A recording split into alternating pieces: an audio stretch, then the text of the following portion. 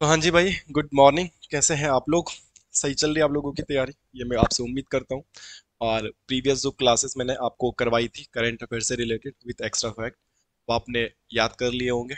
आप current affair के मुद्दों को भी जाने होंगे, कुछ एक्स्ट्रा फैक्ट भी जाने होंगे, और जिन लोगों की अच्छी सी तैयारी है उनका थोड़ा बहुत रिवाइज हो गया हो, है ना। करंट अफेयर के साथ साथ जो मेरा तरीका है, तो मैं चाहता हूँ बहुत सारी चीजें रिवाइज भी हो जाए। ये तो हम देखते हैं करंट अफेयर पढ़ाने वाला एमसीक्यू बना के लाता है यूट्यूब में, और एमसीक्यू हमें दिखते हैं और हम एमसीक्यू को याद कर रहे हैं। वो बहुत अच्छा तरीका है, बट आपको डिटेलिंग भी थोड़ा बहुत आनी चाहिए, और आप उसके साथ मिलता जुलता और भी चीज याद कर लो तो सोने पे सुहाग। ठीक है, तो शुरू करते हैं इस कड़ी को। ज्यादा बात क्या करनी है आप लोगों से, क्योंकि हम ऑलरेडी एक दूसरे को जानते हैं। तो पार्ट वन हमारा कंप्लीट हो गया था मेरे भाई। हम पार्ट टू भी कर चुके थे, ये भी हमारा कंप्लीट हो गया था मेरे भाई। और आज हम पार्ट थ्री करेंगे, current affair with extra fact. Okay, तो शुरू करते हैं आज की क्लास। ज्यादा क्या बात करी, तो हमें यहाँ पे देखने के लिए मिलेगा अस्कोट अराकोट यात्रा। अस्कोट अराकोट यात्रा से आप सभी लोग वाकिफ है, आप सभी लोग जानते हैं। अभी हाल में ही अस्कोट अराकोट यात्रा का आयोजन किया था, मई से जून के बीच में। कब से कहां तक क्या गया था, किसके बीच में क्या गया था, कौन इसके करता धरता, ये जाने। पहाड़ संस्था के बारे में बहुत बार एग्जाम में पूछा गया है। शेखर पाठक के बारे में तो अभी रिसेंट बीपीडीओ का जो पेपर हुआ था उसमें भी पूछा गया था। हरी भरी धूल या हरी भरी खाक करके उनकी कोई पुस्तक पूछी गई थी। जिन भी बच्चे ने वो पेपर दिया होगा, मेरे दोस्तों ने, मेरे भाइयों ने, उनको पता होगा। तो शेखर पाठक अपने आप में एक बहुत इंपॉर्टेंट मुद्दा है, बहुत बड़ा मुद्दा है, जो एग्जाम में पूछा जाता है बार बार। तो ज्यादा बात ना करते हुए आइए चर्चा करते हैं किसके बारे में, अस्कोट अराकोट यात्रा के बारे में। कब शुरू हुआ, कहाँ से शुरू हुआ, क्या इसका उद्देश्य रहा है, क्या इसका इस बार की थीम रही है, कितने किलोमीटर की होती है। तो बड़ा इंपॉर्टेंट सेशन रहने वाला है ये। आइए इस पे क्या करते हैं, चर्चा करते हैं। मेरे दोस्तों, आपकी हेडिंग क्या होगी? अस्कोट अराकोट यात्रा। आपकी हेडिंग क्या होगी? अस्कोट अराकोट यात्रा। अच्छा, मेरे दोस्तों, अस्कोट अराकोट यात्रा तो मैंने भी स्वयं आप लोगों को पढ़ाया है। जब मैंने उत्तराखंड का कल्चर आपको पढ़ाया होगा, तो अस्कोट अराकोट यात्रा डेफिनेटली वहां पे पढ़ाया होगा। एक बार आप प्लेलिस्ट चेक कर लीजिएगा। ओके, मैं आज आप लोगों से क्वेश्चन करता हूं कि आप में से कितने बच्चे जानते हैं कि अस्कोट अराकोट यात्रा किसकी याद में या किसके जन्म दिवस पे शुरू की गई थी। ऐसे क्वेश्चन बनेगा तो अस्कोट अराकोट यात्रा, पहले मैं बेसिक सी बातें बता देता हूँ कि भाई ये अस्कोट है कहाँ। तो अस्कोट पड़ता पिथौरागढ़ में। अस्कोट वाइल्ड लाइफ सेंचुरी के बारे में पढ़ाया है आपको। अराकोट पड़ता है उत्तरकाशी में। उत्तराखंड के एक कोने से दूसरे कोने तक ये यात्रा हो जाती है, पैदल यात्रा। अस्कोट अराकोट यात्रा की मैं अगर इतिहास बात बताऊं आपको, तो को 25 मई 1974 को इस यात्रा की शुरुआत हुई थी। और 25 मई को किसका जन्म हुआ था भाई? 25 मई को जन्म हुआ था श्रीदेव सुमन जी का। 25 मई को किसका जन्म हुआ था?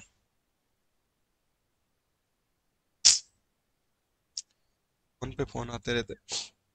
25 मई को किसका जन्म हुआ था भाई? श्रीदेव सुमन का। लास्ट करंट अफेयर वाली क्लास देखना, 25 मई 1916 को टिहरी के जौल गांव में श्रीदेव सुमन के जन्म दिवस के बारे में भी पढ़ाया है आपको। उत्तराखंड कनिष्ठ के पेपर में श्रीदेव सुमन जी की वाइफ का नाम विनय लक्ष्मी, उनका नाम भी पूछा गया है। तो श्रीदेव सुमन जी पे हम लास्ट क्लास में चर्चा कर चुके हैं, एक बार आप रिवाइज कर लीजिएगा अपनी तरफ से भी।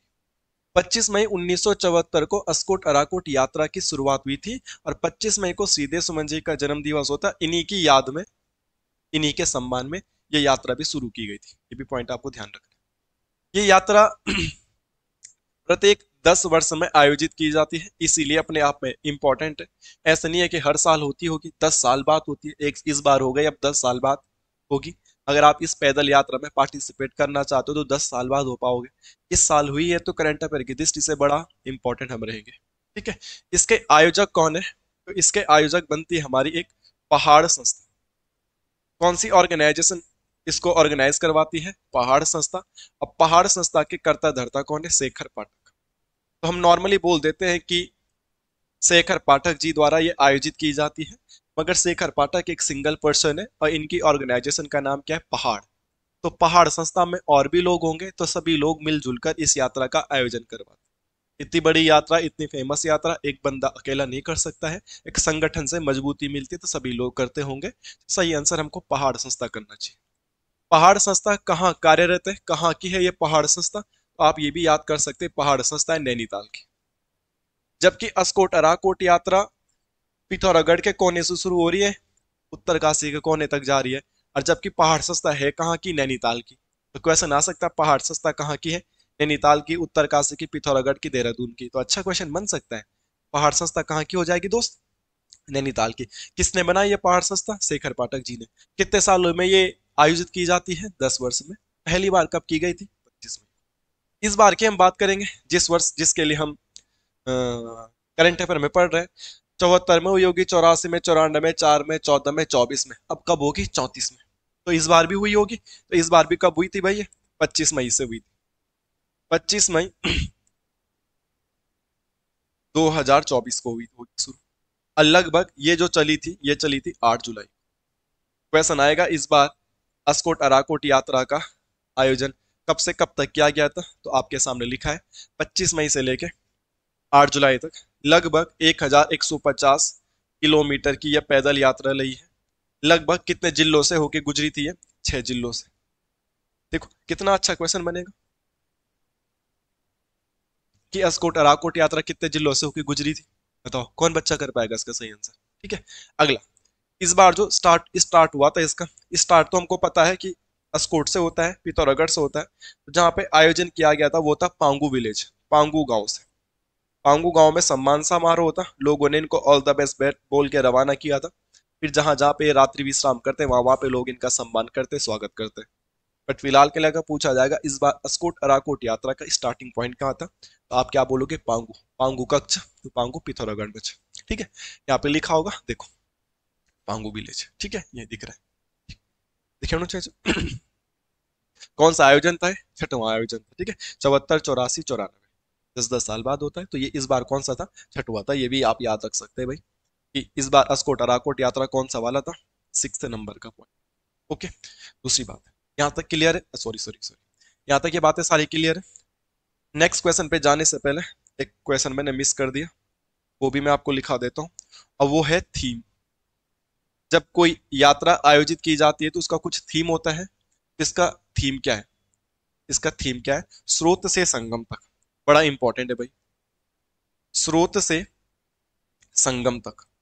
स्रोत बोले तो जहां से नदी उद्गमित होती है, और संगम बोले तो जहां पे वो समुद्र में संगम मिल होती है, संगम समुद्र में मिला जाता है। यहाँ पे ये दो नदियों का संगम जहाँ पे होता है, जहां से नदी निकलती है वो स्रोत हो गया। और जहाँ पे नदी किसी दूसरे नदी में मिल गई वो भी संगम, और नहीं मिली तो समुद्र में तो मिलेगी मिलेगी, वो भी संगम। ठीक है, तो स्रोत से संगम ये 2024 का क्या था, थीम था। तो ये अपने आप में बड़ा इंपॉर्टेंट क्वेश्चन रहने। तो ये सारी बातें किससे रिलेटेड थी, अस्कोट अराकोट यात्रा से। हमने कुछ नए क्वेश्चन भी देखे और पुराने का हमारा रिवाइज हो। जहां पे हम बात करेंगे, जो मैंने छोड़ दिया था, वो छोड़ दिया था शेखर पाठक जी के बारे में। सीदेव सुमन के बारे में मैं चर्चा नहीं करूंगा क्योंकि हम लास्ट क्लास में कर चुके हैं।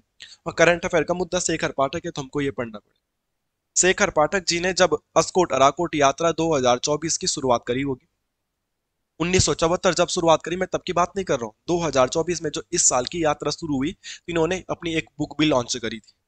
मैं कह रहा हूँ ग्रुप सी का लास्ट पेपर आबकारी का था, और आबकारी से लास्ट पेपर जो बीपीडीओ का था वही था, जहां तक मुझे याद आ रहा है।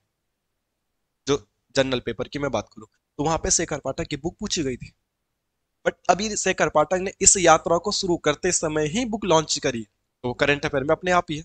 ठीक है, मैं बताता भी हूँ कौन सी, हिमनांक और कथनांक, यहाँ कहीं होगा, थोड़ा सा ढूंढना पड़ेगा। देखो ये बुक का विमोचन कर रहे हैं, ये लिखा है अपनी यात्रा हिमांक और कथनांक, ध्यान रखना।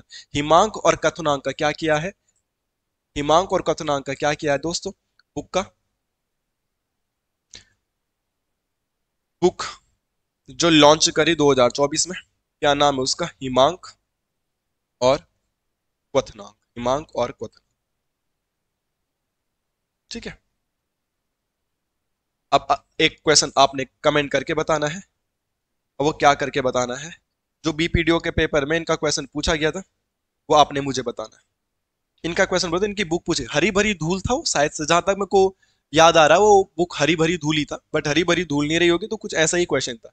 तो आप तो पढ़े लिखे लोगों को, समझदार लोगों को, आप कमेंट करके बता देना कि कौन सी वाली बुक इनके बीपीडीओ के पेपर में पूछी गई थी। थोड़ा बहुत आप वो मुझे बता देना, हरी भरी से संबंधित कुछ ना कुछ पॉइंट तो था, तो जरूर आप उसको मुझे बता देना। ये कुछ बेसिक सी बातें जो हमको अस्कोट अराकोट यात्रा के बारे में पता चली, शेखर पाठक जी के बारे में पता। इस बार करंट अफेयर की बुक क्या है वो तो मैंने बता दिया है। और एक और है, हरी भरी धूल हरी भरी खाक, हरी भरी खाक दूल तो किसी, हरी भरी उम्मीद। फाइनल आंसर हो गया है, तुम मत बताओ, मैं ही बता देता हूँ। तो बुक का नाम है हरी भरी उम्मीद। तो हरी भरी उम्मीद अभी रिसेंट के पेपर में आई थी। ये भी किसकी थी?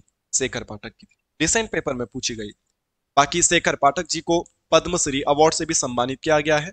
अब वो किया गया है 2007 में। ठीक है, कौन सा अवार्ड मिला है? पद्मश्री। तो देखो, करंट अफेयर का एक ही क्वेश्चन था, बट हमने कितने सारे पॉइंट पे चर्चा कर लिए, जो कि हमारे एग्जाम के पॉइंट ऑफ व्यू से बहुत इंपॉर्टेंट रहने हो। ठीक है।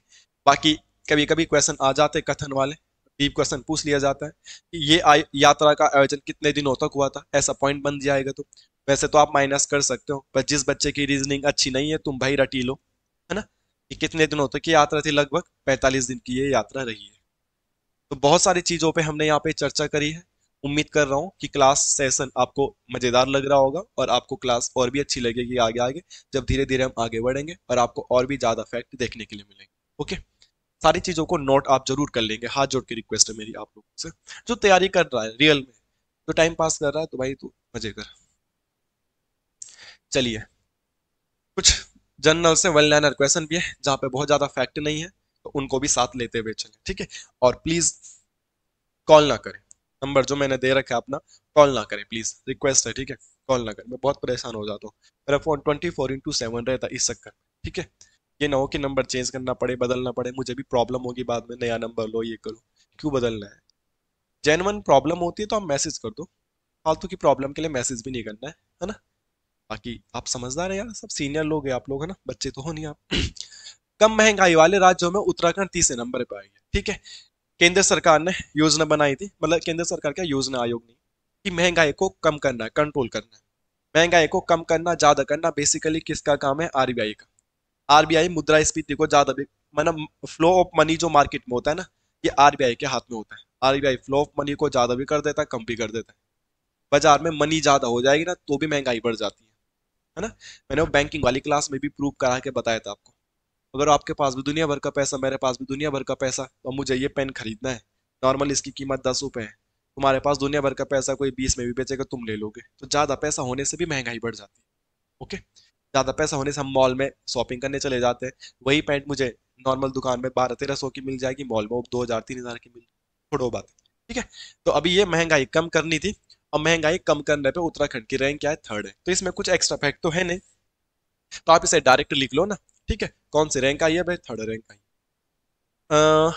बहुत सारी रिपोर्टें जारी होती हैं, और मैंने तुम्हें देश में तो करंट अफेयर में पढ़ा दिया, नेशनल करंट अफेयर में किस में कौन सी रैंक, किस में कौन सी रैंक। तो ऐसी उत्तराखंड की भी करवानी है आपको, तो मुझे बता देना। योजना आयोग में कौन सी रैंक आई उत्तराखंड की, या स्वच्छ भारत मिशन में उत्तराखंड की रैंक कौन आई है। ठीक है। महंगाई कम करने में उत्तराखंड की रैंक कौन आई है। क्लीन सिटी में उत्तराखंड की रैंक कौन सी आई है ना। अभी विश्वविद्यालयों की रैंक में उत्तराखंड की रैंक कौन सी आई। तो दुनिया भर की रैंकिंग मिलती रहती है भ्रष्टाचार में। तुम्हें तुम्हें अगर रैंकिंग करवानी होगी तो मुझे कमेंट कर देना, वो मैं करवा दूंगा आपको। ठीक है। फिलहाल के लिए ये देखेंगे कि इसका थर्ड नंबर है। और मैक्स जो महंगाई है ना, मैक्स महंगाई, ये मैक्स महंगाई कहाँ चल रही है? तो उड़ीसा में। ठीक है। आपको उत्तराखंड में ज्यादा महंगाई लग रही है, तो एक बार उड़ीसा वालों की सुन लेना, उड़ीसा वालों से देख लेना। उड़ीसा में सबसे ज्यादा महंगाई अभी फिलहाल के लिए किस राज्य में चल रही है? तो ये उड़ीसा में चल रही है, ये बात आपको ध्यान रखनी है। बाकी कुछ एक्स्ट्रा फैक्ट यहाँ पे है नहीं, सिंगल वन लाइनर क्वेश्चन था, इतना लिख के हम आगे बढ़ जाते हैं। ठीक है। बाकी उड़ीसा के बारे में बताना है आपको, तो मैं बता दूंगा क्या बताना है। ठीक है। उड़ीसा में क्या है? कटक है। कटक में क्या है? सुभाष चंद्र बोस जी का जन्म हुआ था। सुभाष चंद्र बोस जी का जन्म कब हुआ था? 23 जनवरी को 1897 को। ठीक है। 23 जनवरी को कौन सा दिवस मनाया जाता है? पराक्रम दिवस मनाया जाता है उड़ीसा में। उड़ीसा के बारे में क्या एक्स्ट्रा फैक्ट बताने यार तुम्हें, बता देता हूँ। यहाँ पे एक जगह है कटक, उड़ीसा के तट को उत्कल तट भी कहते हैं। कटक में नेशनल राइस रिसर्च इंस्टीट्यूट भी है, अंतरराष्ट्रीय सॉरी राष्ट्रीय चावल अनुसंधान संस्थान भी है। कटक में 23 जनवरी को 1897 को सुभाष चंद्र बोस जी का जन्म हुआ था। 23 जनवरी को इसीलिए हम पराक्रम दिवस भी मनाते हैं। ठीक है। ये एक्स्ट्रा फैक्ट हो गया, बाकी क्या बताना है। नेशनल राइस रिसर्च इंस्टीट्यूट है। ठीक है। कोई बोलेगा भैया इंटरनेशनल भी है, इंटरनेशनल राइस रिसर्च इंस्टीट्यूट ये है मनीला में। और मनीला का है, ये पड़ता है आपका फिलीपींस में। ठीक है। जोड़ जोड़ के पढ़ाएंगे तो हम नेक्स्ट क्वेश्चन पे पढ़ी पहुंच नहीं पाएंगे। तो मैं बेसिक बेसिक बातों पे चर्चा करूंगा, बहुत डिटेल में जाऊंगा तो मैं आगे घुस जाऊंगा, नए चीजों पे नहीं पहुंच पाऊंगा। ये क्वेश्चन 101% पेपर में आएगा, बॉम्बी बकेट वाला। ये क्वेश्चन 101% पेपर में आएगा। यहाँ पे तो ऑपरेशन बॉम्बी बकेट के बारे में कुछ है नहीं, बट ये ऑपरेशन बॉम्बी बकेट है, आपको दिख रहा है। मैं एक बार बता दूं, वैसे आई नो आप सब लोगों को ये वाला क्वेश्चन पता है, बट मैं कुछ ऐसा फैक्ट बताऊंगा जो पता नहीं होगा, ये गारंटेड। ठीक है, तो आप ही बता दो मुझे, क्या आपको पता है कि बॉम्बी बकेट की स्थापना किसने करी? स्थापना तो नहीं बोल सकते हैं, किसने बनाया? ये आइडिया किसका था सबसे पहले? किस देश में लागू हुआ? किस देश के वैज्ञानिक ने ये खोज करी थी या इन्वेंट किया था कि हेलीकॉप्टर पे ऐसे एक बकेट टाइप की आएगी बड़ा सा, जो 1000 लीटर तक का पानी भी उठा जाएगी, और इजिली समुद्र में या झील में डालने से तुरंत भी भर जाएगा, तुरंत फिल होता है। 1 घंटा लग जाएगा भरने में तो बुझ गई आग। किसी न किसी का तो आइडिया होगा, ये बताओ पता आपको? चर्चा करेंगे इस पे भी, अगर पता है तो बहुत अच्छी तैयारी है आपकी, बहुत बड़ी, वेल डन। ठीक है, नहीं पता है तो मैं बताऊंगा, बट ये क्वेश्चन आप वेरी इंपॉर्टेंट कर लेना। वैसे आप लोगों को पता है, बट ये पेपर में फंसेगा। ठीक है, कि कुमाऊं के जंगलों में इस बार आग बहुत ज्यादा लग गई थी। विंसर वाइल्ड लाइफ सेंचुरी में तो 4 फॉरेस्ट गार्ड वाले बड़े सीनियर लोग वो थोड़ा शहीद भी हो गए थे, या उनकी डेथ भी हो गई थी आग बुझाते बुझाते। जीव जंतु ना जाने कितने मर गए, तो बहुत प्रॉब्लम हुई। और इस बार तो कुछ ज्यादा ही आग लग गई उत्तराखंड के जंगलों में। तो उसको बुझाने के लिए सेना ने हेलीकॉप्टर भेजे थे। कौन सा हेलीकॉप्टर भेजा था, ये भी पॉइंट ध्यान रखना। बेसिकली कुमाऊं के जंगलों में थी, नैनीताल और भीमताल से पानी भर रहे थे। यहाँ पे लिख भी रख रहा है लड़िया काटा। ठीक है, तो इन पॉइंटों को ध्यान रखना कि क्या क्या चीज है, कैसे कैसे चीजें समझते हैं। ठीक है, तो क्वेश्चन आएगा उत्तराखंड के जंगलों में। उत्तराखंड के जंगलों में, उत्तराखंड के जंगलों में आग बुझाने में मदद। ठीक है, आग बुझाने में मदद करी सेना के हेलीकॉप्टर्स ने। ठीक है, तो इसके लिए क्या चलाया गया था? एक ऑपरेशन चलाया गया था, ऑपरेशन, तो बाम्बी बकेट था उसका नाम। ठीक है, स्पेलिंग तो मुझे आती नहीं है, नाम में थोड़ा बहुत हेर फेर होगा तो माफ कर देना है ना। और वैसे भी मेरे साथ गलती हो ही जाती, थोड़ा बहुत कुछ गलती हो जाती तो आप लोग जान खा दे, तो ये जान ही ले लेते हो ना कमेंट करके, ऐसा ऐसा। अच्छा काम करूंगा तो तारीफ कम लोग करेंगे, पर कुछ गलत हो जाएगा तो बेइज्जती बहुत लोग कर देते हैं। आप थोड़ा समझ जाना, ठीक है? कुछ गड़बड़ होगी तो हल्का फुल्का होगा तो ऊपर नीचे करके समझ जाओ आप, है ना? कुछ बहुत ही ज्यादा प्रॉब्लम हो जाए तो मैं कमेंट पिन कर देता हूँ कि हाँ भाई वहां पे कुछ गलती हो गई थी, माफी चाहता हूँ, उसको करेक्शन कर दो। मैं जानबूझ के गलती कराऊंगा क्या? तुम्हें लगता है कि कोई भी, अगर आप भी पढ़ाते तो जानबूझ के गलत पढ़ाते क्या? नेचुरल सी बात है, आप समझदार हो, मतलब पढ़ाते पढ़ाते कभी आदमी ऊपर नीचे बोल देता है, इतना जी के है यार। अब हिस्ट्री पढ़ाता हूँ, चंद्रवंश में कितने सेनापति, किसका कौन, किसका कब, किसका जान, श्याम शाह का पिता कौन, महेपति शाह का बेटा कौन है, पृथ्वीपति शाह का पिता कौन है, कोई भी कुछ भी पूछ रहा है। ऊपर नीचे थोड़ा बहुत हो भी जाएगा जीके के टीचर से, तो थोड़ा माफ करो यार, थोड़ा समझो इस बात को। मैं क्या जी पढ़ाऊँ यार, मैं सारे सब्जेक्ट पढ़ा रहा हूँ तो थोड़ा बहुत पजल हो जाता है कभी कभी, हल्का सा तो एडजस्ट करो उसे, है ना? आप समझो, जिस दिन मैं जस्ट एक सब्जेक्ट पढ़ाऊंगा, बहुत अच्छे से पढ़ाऊंगा, तो फिर देखना आपको कोई शिकायत का मौका नहीं मिलेगा। उत्तराखंड के जंगलों में आग बुझाने के लिए एक ऑपरेशन चलाया गया था, इसका नाम बॉम्बी बकेट है, बॉम्बी बकेट करके कुछ भी था। हाँ, हेलीकॉप्टर की मदद से झीलों से पानी भरना था और जंगलों की आग बुझानी थी, ये बात आपको याद रखनी। ठीक है, अब यहाँ पे क्या लिखना है, एक पॉइंट लिख रहा हूं मैं, MI-17 B5। क्या है ये MI-17 B5? तो ये है हेलीकॉप्टर। इसी हेलीकॉप्टर की मदद से आग बुझाई गई थी। हेलीकॉप्टर अलग अलग प्रकार के होते हैं, तो यहाँ पे कौन आया था? MI-17 आया था। MI-17 के आगे भी उसका रैंक नंबर क्या है? V5। ठीक है, तो MI-17 B5 किस हेलीकॉप्टर की मदद से जंगलों में आग बुझाई गई थी? इसकी मदद से। हेलीकॉप्टरों के अलग अलग नाम होते हैं। आप देखो, फिर कॉल आ गई।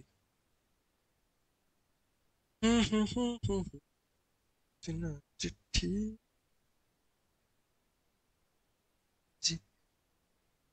चिट्ठी, जी। MI-17 B5 हेलीकॉप्टर की मदद से इस बार क्या बुझाई गई थी? आग बुझाई गई थी। ठीक है, ये बात ध्यान रखना। बाकी एक बार ना कनिष्क सहायक का पेपर हुआ था, काफी पहले हुआ था, बट कनिष्क सहायक का थे, ग्रुप सी का ही था। तो पूछा गया था चिनूक क्या है, पूछा गया था चिनूक क्या है।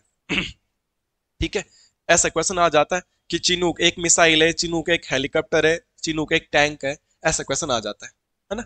एक तो चिनूक होता है जो बकरी का बच्चा होता है गाँव में, उसे चिनूक कह देते हैं ना। असलियत में, रियलिटीज में, असलियत में, असलियत में रियलिटीज में जो चिनूक है वो एक हवा है। और कहाँ बहती है हवा? यूएसए में, रॉकी पर्वत पे।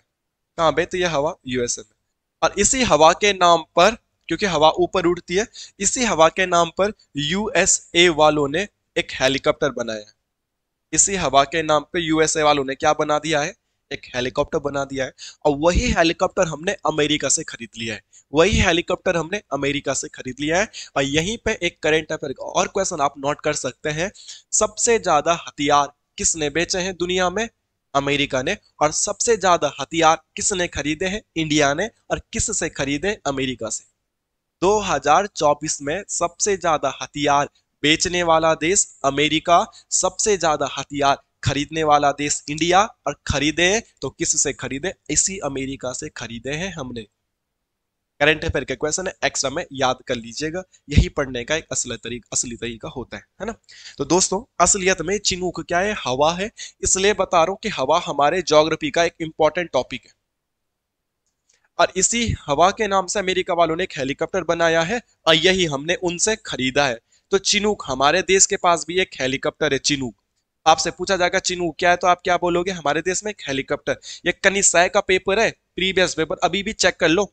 ऑन द स्पॉट पेपर में पूछा गया है, तो सही आंसर था उसका हेलीकॉप्टर। ओके। रियलिटी में चिनूक क्या है? ज्योग्राफी में हवा। ओके। तो ऐसे ही पूछा जाएगा, कौन सा हेलीकॉप्टर से हमने इस बार बॉम्बी ऑपरेशन बॉम्बी बकेट को अंजाम दिया था? तो उसका नाम क्या है मेरे दोस्त? उसका नाम क्या है? आपको देखने के लिए मिल रहा होगा, MI-17V5। ये पॉइंट आप लोगों को ध्यान रखना है, इसमें बिल्कुल भी दिक्कत नहीं करनी है। अब देखो इसमें क्या बात आती है। मैं बात कर रहा था किसकी? इसकी बात कर रहा था, हाँ। मैं बात कर रहा था ऑपरेशन बॉम्बी बकेट की। अगर ऑपरेशन बॉम्बी बकेट की शुरुआत की मैं बात करूं ना, आइडिया की मैं बात करूं ना कभी तो किसी ने इस तरीके से आग बुझाई होगी ना। पहली बार तो कभी ना कभी इस तरीके से आग बुझाई गई होगी। इसका इन्वेंशन किया होगा ये बकेट टाइप का, जो है कि पानी में जाएगा और तुरंत तो पानी भर लेगा। और जब हम इसे जंगलों में छिड़केंगे तो ये फुहारा टाइप का जाएगा कि लाइक बारिश हो रही है, पानी बुझेगी। किसी न किसी का तो ये आइडिया होगा। तो यहाँ पे आता है, इसकी शुरुआत हुई थी कनाडा में। और नाम है डॉन आर्मी। ठीक है, डॉन आर्मी, इन्होंने इसकी शुरुआत करी थी। और 1982 में शुरुआत करी थी। तो ये आइडिया आज का नहीं है, ये आइडिया 1982 का है लगभग, अप्रोक्सीमेटली। आप इस बात को थोड़ा बहुत ध्यान में रखेंगे। ओके। देखो एक्स्ट्रा फैक्ट मिलेंगे। बॉम्बी पकेट 100% आ गए पेपर में, ध्यान रखिएगा। उत्तराखंड के जंगलों में आग बुझाने के लिए मैंने चिनूक पे भी चर्चा कर ली, हेलीकॉप्टर का नाम भी बता दिया। ये आइडिया की शुरुआत किस देश में कब हुई थी, किसने शुरू करी थी, एवरीथिंग मैंने बोर्ड पे लिखा है। आपने कॉपी में लिख लिया होगा, थोड़ा रिवाइज कर लिया होगा। आगे बढ़ते हाँ जी मेरे दोस्तों, अगला है पौड़ी के डॉक्टर यशवंत कटौच जी को मिला पद्मश्री पुरस्कार। Okay, no problem. तो यशवंत कटौच जी को मिल गया है पद्मश्री अवार्ड। तो ये तो नॉर्मल से क्वेश्चन हो गया। पद्मश्री देते कौन है भाई? राष्ट्रपति जी देते हैं। ये यशवंत कटौच जी। यशवंत कटौच जी के बारे में ज्यादा कुछ आपको याद करने की जरूरत नहीं है। हाँ, यशवंत कटौच जी ने बहुत सारी किताबें लिखी हैं। हमें हमेशा से कहते हुए आ रहा हूँ कि ग्रुप सी की आप तैयारी कर रहे हैं तो आपने प्रीवियस पेपर सॉल्व किए होंगे। और आप जब प्रीवियस पेपर सॉल्व करते हो तो हर किताब, हर पेपर में एक आधा बुक पूछी जाती है। आज का लेक्चर शुरू होने से पहले भी मैंने बुक का नाम बताया था आपको, हरी भरी उम्मीद, शेखर पाठक जी की ना, हरी भरी उम्मीद, जिसको मैं पहले धूल धूल बोल रहा था, बाद में मेरे को याद आ गया था कि उम्मीद है वो। तो हर पेपर में एक बुक पूछी जाती है, तो क्यों ना आप लोग किताबों को पढ़ लो। हो सकता है तो इनकी किताबें याद करनी आपने। इनकी किताबें मैं आपको सुना देता हूँ। यहाँ पे लिखा है, उत्तराखंड की सैन्य परंपरा, हिमालय का पुरातत्व, संस्कृति के पदचिन्ह। लिख लो मेरे भाई, लिख लो। मध्य हिमालय का पुरातत्व, उत्तराखंड की सैन्य परंपरा, संस्कृति के पदचिन्ह, मध्य हिमालय की कला। ठीक है, गढ़वाल का इतिहास, उत्तराखंड का नवीन इतिहास। ये सारी चीजें इनकी बुकें हैं, इनको आप याद कर लीजिएगा, ये एग्जामों में आएंगे। प्लीज इन चीजों को याद करें। तो हमको किसके बारे में पता चला भाई? हमको किसके बारे में पता चला? पद्मश्री के बारे में। पद्मश्री कौन है इस बार के? यशवंत कटौच। ठीक है, थोड़ी बहुत चर्चा यहाँ पे कर लेते हैं किसके बारे में, यशवंत कटौच जी के बारे में।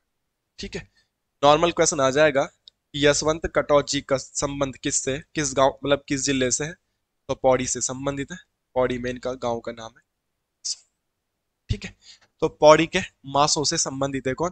यशवंत सिंह कटौजी। इनके बारे में आपको याद रखना है, बाकी कुछ ज्यादा चीजें याद करने की कोई जरूरत नहीं है।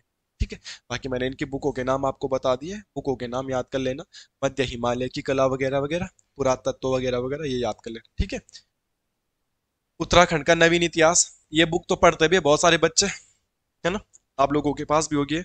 उत्तराखंड का नवीन इतिहास, बहुत सारे कोचिंग सेंटर वाले इस बुक को पढ़वाते भी है बच्चों को। तो उत्तराखंड का नवीन इतिहास किसकी हो? यशवंत सिंह कटौजी की।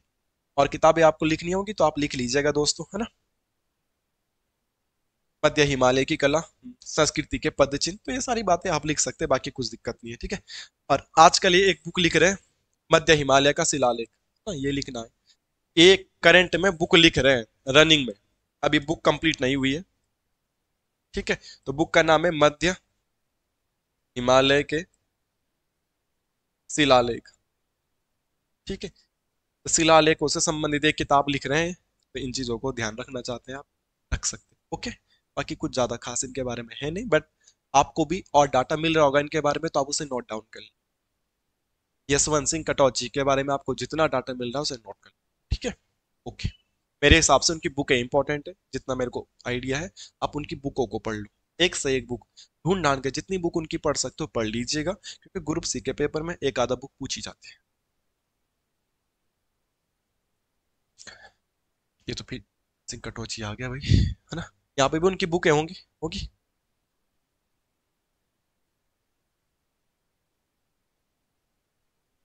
पौड़ी जिले के मासो गांव के हैं ये, बाकी तो क्या ही है। उन्होंने 12 पुस्तकें लिख चुके हैं आज तक, पुस्तकों के नाम नहीं दिया है यहाँ पे, तो आप उनकी पुस्तकों को ढूंढ ढूंढ के लिख लीजिएगा। ठीक है, क्योंकि इनकी बुकें आएंगी पेपर में, बाकी क्या आएगा। ये पूछा जा सकता है किस जिले से संबंधित है, तो पौड़ी गांव मासो, बाकी क्या पूछेंगे। बुक्स तो बुक्स आप इनकी कर लो। इस बार हमारे जोशीमठ में रामायण महोत्सव के बारे में हुआ था। ठीक है, जोशीमठ में तो नहीं होता है, सैलांग गांव या सलूट डूंगरी गांव में होता है, बट उनकी तहसील या ब्लॉक जोशीमठ ही पड़ता है, तो जोशीमठ का नाम है। आप सभी लोग इसके बारे में बहुत अच्छे से जानते हैं, आप सभी लोगों को पता है, ये ऑलरेडी पेपरों में पूछा भी जा चुका है, तो इनके बारे में चर्चा करते हैं कि क्या क्या है, कैसा कैसा चीज है। ठीक है, इन नृत्य के बारे में आप सभी लोग जानते हैं, तो कौन सा है भाई? ठीक है, तो यहाँ पे होता है कौन सा नृत्य भाई? मुखोटा नृत्य, क्योंकि चेहरे पे मुखोटा पहनते हैं। मुखोटा नृत्य किस में होता है, कौन से महोत्सव में होता है? रामायण महोत्सव। मेरे दोस्तों, रामायण महोत्सव के बारे में डिटेल देखना है, डिटेल, तो उत्तराखंड की संस्कृति वाली प्लेलिस्ट खोलो मेरी, वहां पे मैंने आपको इसके बारे में डिटेल 1 घंटे का लेक्चर दिया है। अभी तो हम करेंट अफेयर के तौर पे मेन मेन बात पे चर्चा कर ले। कहाँ होता है भाई? तो चमोली जिले में होता है मेरे दोस्त। मेरे दोस्त, कौन से तहसील में होता है? तो ये जोशीमठ में होता है। कौन से ब्लॉक में होता है? जोशीमठ ब्लॉक में होता है। गांव का नाम है सलूड़ और डुंगरी गांव। ठीक है, गांव के नाम में हल्का फुल्का मिसमैच हो सकता है ना, नाम थोड़ा सा गढ़वाली नाम है तो कुछ गड़बड़ सड़बड़ हो जाएगा। यहाँ पे तो लिखा है सैलंग गांव, असली में क्या पता सैलंग गांव होगा, पर नॉर्मल किताबों में सलूड़ और डुंगरा नाम सुना है मैंने। तो सैलंग गांव या सलूड़ डुंगरी गांव कुछ भी होगा, ध्यान रखना। अमर उजाला कौन सा गांव बोलता है? सैलंग गांव। ठीक है, आप इन चीजों को ध्यान रख लीजिएगा। कोई बच्चा होगा इधर का एग्जैक्ट, या जो इसमें पार्टिसिपेट किया होगा, उनको बहुत अच्छे से पता, इसमें ज्यादा कंट्रोवर्सी करने की आवश्यकता नहीं है, हाथ जोड़ रहा हूं। इसके अलावा आगे चलते हैं। ये नृत्य इतना तकड़ा है, इतना खतरनाक है, तो सन 2009 में इसको यूनेस्को में शामिल कर दिया था। यूनेस्को में शामिल हो गया तो अपने आप में बहुत बड़ी बात है, बहुत बड़ी अचीवमेंट है। हर चीज को यूनेस्को में शामिल नहीं किया जाता है, तो यूनेस्को की अमूल्य धरोहर सूची में इसको भी शामिल कर लिया गया है। इसके अलावा इसकी और इम्पोर्टेंस आती 2016 में। 2016 में हर साल चलती है, आपको पता है, गणतंत्र दिवस पे झांकी। तो 26 जनवरी की जो परेड होती है, 26 जनवरी की जो परेड होती है, 26 जनवरी की परेड में दिल्ली में आपको पता है प्रत्येक राज्य अपनी अपनी झांकियां लेके जाता है। तो 2016 की जो झांकी थी, विषय वस्तु था हमारा, उसमें किसको लेके गए थे ये गणतंत्र दिवस में? इसी को लेके गए थे, ये भी बात आपको याद रखना। बेसिकली इसमें 4 प्रकार के नृत्य किए जाते हैं, उनका नाम क्या होता है उन पे अगर हम चर्चा करें। ठीक है, तो सबसे पहले चर्चा करता हूँ कुरु जोगी पे। इसमें एक पात्र ये भी होता है, एक टाइप ये भी होता है कुरु जोगी। कुरु जोगी रममाण महोत्सव में क्या करता है, एक व्यक्ति होगा, उसने अपने शरीर पे बहुत सारे कूरे चिपकाए होते हैं। कूरे, कूरे बोले तो एक कांटा टाइप की चीजें होती है, जैसे हम गाँव में गाय बकरी भैंस चराते थे। भैंस तो नहीं होते हमारे गाँव में किसी के पास, हमारे गाँव में भैंस पालते नहीं है, मेरे गाँव साइड जहाँ मैं रहता हूँ। तो बकरियां थी कभी हमारी, तो हम बकरियां चराने जाते थे, तो हमारे कपड़ों पे ना बहुत सारे कांटे टाइप के चुप जाते थे, कूरे बोलते थे उन्हें गढ़वाली में, कुमाऊन में कुछ बोलते होंगे। तो कूरे चिपक जाते थे। या जब हम गाय चराने जाते थे, जो सीनियर होते थे, लड़के लड़के, हम छोटे बच्चे थे, तो सीनियर क्या करता था, कूरों को पकड़ता था, मुंडी में से कट कर लगा देता, तो हमारे बालों पे फंस जाते थे, तब उनको निकालते थे, बहुत दर्द होता था। मतलब रैगिंग टाइप की करते थे, सीनियर हमेशा जूनियर को से परेशान करता ही रहता है ना। तो वही है। तो कुरु जोगी अपने पे बहुत सारे कूड़े चिपकाए रहता है, और जो रामायण महोत्सव देखने वाले होते हैं उन पे वो कूड़े फेंकता रहता है, कूड़े फेंकता रहता है। तो लोग भागते हैं, बच्चे दूर दूर भागते हैं, तो थोड़ा कॉमेडी टाइप का हो जाता है ना, कि वो कूड़े जोगी उनके पीछे भाग रहा है, वो भाग रहे हैं। तो कुरु जोगी जो नृत्य होता है ये कैसा होता है, हास्यप्रद होता है। ठीक है। तो कुरु जोगी जो नृत्य होता है आपका, ये कैसा होता है, हास्यप्रद। और ये भी किस में होता है, आपका रामायण महोत्सव में ही होता है। ये भी आपको ध्यान रखना। एक इसमें और टाइप होता है जिसका नाम है मालमल। ठीक है। मालमल में ये क्या दिखाना चाहते हैं, मालमल में छवि दिखाते हैं गोरखा आक्रमण की। क्या दिखाते हैं, गोरखा आक्रमण। आपको पता है उत्तराखंड पे गोरखाओं ने भी आक्रमण किया था। ठीक है। गोरखाओं का भी राज था। गोरखाओं के राज को गोरखाली कहा जाता है, और गोरखाओं का ही राज उत्तराखंड में सबसे अत्याचारी रहा है। ये फैक्ट याद रख लेना हिस्ट्री का। गोरखाओं का शासनकाल उत्तराखंड में सबसे अत्याचारी रहा है। क्वेश्चन आएगा, निम्न में से सबसे अत्याचारी शासन किसका था, पवारों का, चंद का, ब्रिटिशर्स का, गोरखाओं का। इनमें से कौन जीत जाएगा, गोरखाओं का शासन का थोड़ा नेगेटिव था। महिलाओं को तो छत पे जाने की भी परमिशन नहीं होती थी। लोगों को खरीदा बेचा जाता था, हरिद्वार में क्रय विक्रय का केंद्र था। आप इमेजिनेशन कर सकते हैं कि गोरखाओं के टाइम पे क्या कंडीशन थी। ठीक है। तो एक प्रकार होता है इनका कुरु जोगी जो आपके सामने लिखा है, एक प्रकार होता है मालमल जो आपके सामने लिखा है। ठीक है। ये बात आपको याद रखनी। एक और होता है, उसका नाम होता है बणिया बणियाण। ठीक है। बणिया बणियाण। तो ये भी इसमें एक पात्र होता है, एक टाइप ऑफ डांस होता है इसमें, या इसमें एक संस्कृति का हिस्सा है इनका। इसमें वो क्या दिखाना चाहते हैं, इसमें दिखाना चाहते हैं तिब्बत के साथ व्यापार। तिब्बत के साथ व्यापार वो दिखाते हैं। इस डांस में अपनी वो चीजें दिखाते हैं कि कभी ये लोग तिब्बत के साथ व्यापार करते थे, कैसे कैसे होता था, उस कंडीशन को दिखाते हैं। उस संस्कृति को संजो के रखा हुआ है इन्होंने अभी तक। ठीक है। और आप जैसे लोग क्या होते हैं कि 2 दिन शहरों में चले जाते हैं और अपने कल्चर को भूल जाते हैं। मैं सबके लिए नहीं बोल रहा हूँ, बट आप अमूमन देखते हैं, नॉर्मली आप लोग देख रहे हैं कि हम लोग वेस्टर्न कल्चर को बहुत ज्यादा फॉलो कर रहे हैं और अपना रियल वाला कल्चर भूल जा रहे हैं। तो थोड़ा गलत बात है। हो सकता है मैं भी कोशिश करता हूँ कि अपने कल्चर से, अपने गाँव से जुड़ा रहूं। हो सकता है मैं भी थोड़ा बहुत मॉडर्न अपनाता हूँ, मॉडर्न चीजें अपनाते हैं, वेस्टर्न कल्चर की ओर भाग रहे हैं। आधुनिक होना बहुत जरूरी है। अगर हम आधुनिक नहीं होंगे तो पिछड़े रह जाएंगे। बट अपने कल्चर को, अपनी संस्कृति को भूलना ये भी गलत है। आधुनिक होना जरूरी है, आधुनिक बनो, मॉडर्न बनो, बट अपने कल्चर से जुड़े रहो। ये बातें कहता हूँ मैं, बाकी ज्यादा नहीं। तो बड़े बड़े तिब्बत के साथ अपने व्यापार को दिखाते हैं। और एक लास्ट होता है जिसको बोला जाता है मोर मोरिया। ठीक है। यहाँ पे क्या बोला जाता है, मोर मुड़िया। ठीक है। तो इस प्रकार का नाम आता है, हल्का फुल्का मिसमैच हो सकता है, उसके लिए मैं माफी चाहता हूँ। इसमें दिखाया जाता है दैनिक परेशानी। ठीक है। उनकी रियल की जो दैनिक परेशानी होती थी वो क्या होती थी, इसको दिखा। जब वो लोग जंगलों में घास लकड़ी के जाते थे, जानवरों का डर उनके पास रहता था, है ना। तो यहाँ पे तुम लिख भी सकते हैं पशुपालन या जानवरों का डर। तो वो दैनिक परेशानी हो गई कि जंगलों में हम रहते हैं, जंगली जानवरों के हम बीच रहते हैं, जो दैनिक परेशानी हमको होती है, उसमें वो क्या दिखाते हैं, मोर मुनियान। इन चीजों का आप थोड़ा बहुत ध्यान रख सकते हैं। बेसिक जानकारी मैंने किसके बारे में दी आपको, रामायण महोत्सव के बारे में। ये दोनों पॉइंट पेपर में आते हैं, आए हुए भी हैं, याद करना है। दूसरी बात, डिटेल चाहिए होगा आपको तो कल्चर वाले टॉपिक में जाके एक बार आप इसे पढ़ लेना, 5-10 मिनट लगेंगे, वहां पे पूरा डिटेल आपको मिल जाएगा, विद एक्सप्लेनेशन, विद फोटोज वगैरह आपको मिल जाएगा। अच्छा मेरे दोस्तों, डिटेल चर्चा करने में थोड़ा सा टाइम ज्यादा लग जाता है, ठीक है, माफ करना यार दोस्तों ना। एक भाई ने तो मुझे कमेंट ही कर रखा था, भाई तू गप बहुत मारता है। एक लड़की ने भी कमेंट किया था उसमें, तू गप बहुत मारता है। माफी चाहता हूँ भाई, मेरे को लगता है मैं गप नहीं मारता हूँ, पर फिर भी हो जाता है तो सॉरी। श्रीलंका का एक दुर्लभ पक्षी है जिसका नाम है स्ट्रीट थ्रोटे। हाल में ही स्ट्रीट थ्रोटे नामक विदेशी पक्षी कहाँ पे मिला था, स्ट्रीट थ्रोटे। ठीक है। हाल में स्ट्रीट थ्रोटे नामक एक विदेशी पक्षी है जो कट फोड़ हुआ होता है। ठीक है, उसी का टाइप सही है। ठीक है, कट फोड़ भी होता है, cut cut cut cut cut लगाए, उसी का एक भाई बहन हो गए स्ट्रीट थ्रोटे। इसकी खोज कहाँ हुई, हाल में ही कहाँ देखने के लिए मिला है, रानीखेत। तो हमारे देश के जो पक्षी प्रेमी होंगे उन्होंने इसको खोजा है, तो अपने लिए अब इंपॉर्टेंट क्वेश्चन रह जाता है। मूल रूप से ये कहाँ का है, ध्यान रखना, मूल रूप से ये पक्षी कहाँ का है, तो यहाँ पे लिखा हुआ है श्रीलंका, इसको लिखने की कोई आवश्यकता नहीं है, ये बात याद रख। ठीक है। अगर मैं पक्षी की बात करूं तो उत्तराखंड में पक्षी से संबंधित दो तीन पॉइंट आते हैं। अगर बैराज पूछा जाएगा, संरक्षित क्षेत्र बोला जाएगा, आसन।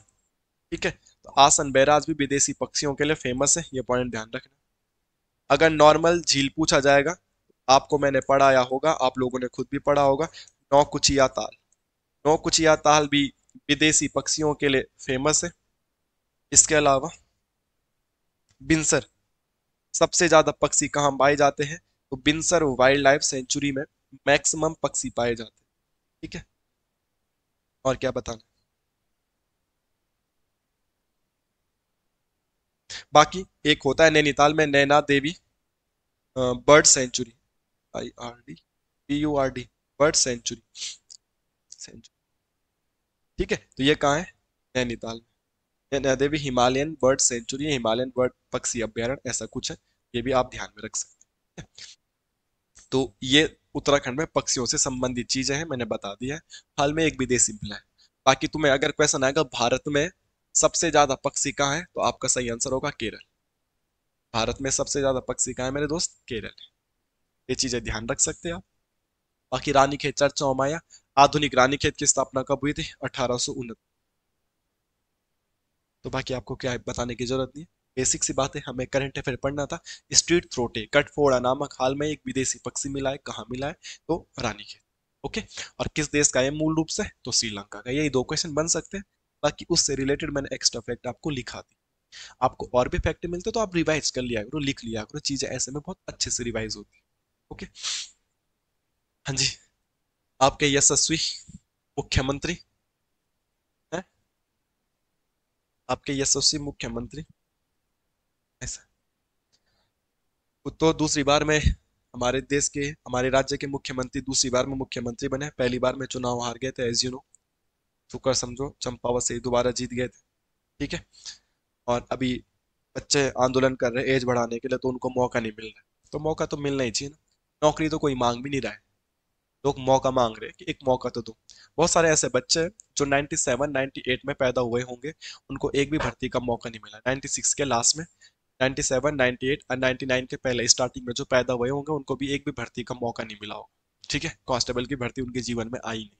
जब कांस्टेबल की भर्ती आई होगी तो वो 11 12 में रहे होंगे, और जब कांस्टेबल की भर्ती आई होगी दोबारा तो वो 24 पहुंच गए होंगे, 23 पहुंच गए रहे होंगे।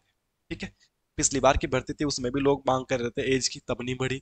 उम्मीद थी इस बार बढ़ेगी, इस बार भी नहीं बढ़ी, तो गलत है ये चीज है, सरकार को देखना चाहिए। क्योंकि आप बोलते हो युवा सरकार युवा धामी, तो एक अच्छी बात नहीं। ठीक है, अभी मैंने तुम्हें रैंकिंग की बात करी थी, एक क्वेश्चन में अभी पढ़ाया था, महंगाई कम करने में तीसरी नंबर की रैंक थी, है ना। वैसे उत्तराखंड की रैंकिंग पूछी जाएगी। कल परसों में आपको एसडीजी की रैंक भी कुछ पढ़ाई थी, नीति आयोग की, वहां पे उत्तराखंड टॉपर था विथ केरला। एक और रैंक आ गई है, शौचालयों की सफाई में उत्तराखंड को मिला पुरस्कार। और स्वच्छ भारत मिशन, स्वच्छ भारत मिशन 2014 में शुरू किया था मोदी जी ने, उत्तराखंड तीसरे नंबर पे रहा है। तो इस पे बात करते हैं। सबसे पहले तो मैं बात करता हूँ स्वच्छ भारत मिशन। जीके का क्वेश्चन हो जाएगा स्वच्छ भारत मिशन। आपके जीके में स्वच्छ भारत मिशन अर्थशास्त्र के सिलेबस में है। जब मैं तुम्हें नेशनल इकोनॉमी पढ़ाऊंगा तो नेशनल इकोनॉमी में हमारे पास टॉपिक है, ठीक है, सामाजिक सुरक्षा कार्यक्रम, गरीबी निवारण कार्यक्रम, इस टाइप के हमारे सिलेबस में हिस्सा है। सामाजिक सुरक्षा कार्यक्रम में हम स्वच्छ भारत मिशन आपको पढ़ाएंगे। मेरे दोस्तों, स्वच्छ भारत मिशन जो शुरू हुआ है ये 2 अक्टूबर, हाँ जी, 2 अक्टूबर 2014 को बीजेपी गवर्नमेंट में शुरुआत की थी। स्वच्छ भारत मिशन की तरफ से एक स्कीम चलाया गया था, एक प्रोजेक्ट चलाया गया था साफ सफाई के लिए। ठीक है, स्वच्छ भारत मिशन के तहत ही चलाया गया था। उसका नाम था क्लीन टॉयलेट चैलेंज। हाँ, मैं इसी को याद कर रहा था। क्या चलाया गया था, clean toilet challenge, clean toilet challenge. ठीक है, तो ये होना भी चाहिए भाई। ठीक है, हमारे देश में मैं तो जब तक जहां भी गया हूँ, जितना भी देखा है साला, किसी पब्लिक टॉयलेट में चले जाओ तो वहाँ क्या ही बोलना, कितनी गंदगी फैली रहती है। पे बात होनी चाहिए, क्योंकि नगर निगम को, नगर पालिकाओं को इन पे सोचना चाहिए, विचार करना चाहिए। नेताओं को कभी ना कभी क्विक रिस्पॉन्स दे देना चाहिए, स्पीच में बोल देना चाहिए, इन बातों पे बात करना चाहिए। आम जनता को प्रॉब्लम होती ना, उन पब्लिक टॉयलेटों में तो कौन जाता है? आम ही जनता जाती है, बिल्कुल गरीबी निहायती जनता जाती है, परेशान आदमी जाता है, इमरजेंसी में ही जाता है, बायो इमरजेंसी में। उसको वहाँ प्रॉब्लम क्रिएट होती है। ये चीजें समझनी चाहिए आपको। आपको बोलो कि सरकार को, ठीक है, खासकर महिलाओं को, लड़कियों को तो इनमें और भी ज्यादा प्रॉब्लम क्रिएट होती है। बॉयज तो फिर भी एडजस्ट करते हुए आ रहे हैं सदियों से, तो कर ही लेते हैं। बोलने का मतलब है कि सरकार को उन पर फोकस करना चाहिए। बहुत अच्छा चैलेंज और बहुत अच्छी पहल भी होनी चाहिए। तो इसमें आपका उत्तराखंड की जो रैंक आई है वो रैंक आई है थर्ड। ठीक है, तो मैं ये बात कहना चाहता था आपको। इससे पहले भी हमने पढ़ा था उत्तराखंड की रैंक थर्ड थी, याद रखना। अभी भी उत्तराखंड की रैंक थर्ड ही होगी, गलत बता दिया? उत्तराखंड 3 नंबर पे, ये ध्यान रखना, ठीक है। अगर पहला दूसरा लिखना है आपको, तो फर्स्ट नंबर पे आएगा मोदी जी का गुजरात, और सेकंड नंबर पे आएगा उड़ीसा। ठीक है, उड़ीसा महंगाई में भी टॉपर था, सफाई में दूसरे नंबर पे। ठीक है, तो सफाई में कौन से नंबर पे? उत्तराखंड तीसरे नंबर पे। ये बेसिक सी बात है जो हम लोगों को याद करनी चाहिए, और सरकार को इन चीजों पे ध्यान भी देना चाहिए। हमारी सरकार ध्यान नहीं देती है, ये गलत बात है, हम लोगों को ये चीजें सोचनी चाहिए। तो क्लीन टॉयलेट चैलेंज आया हमारे सामने।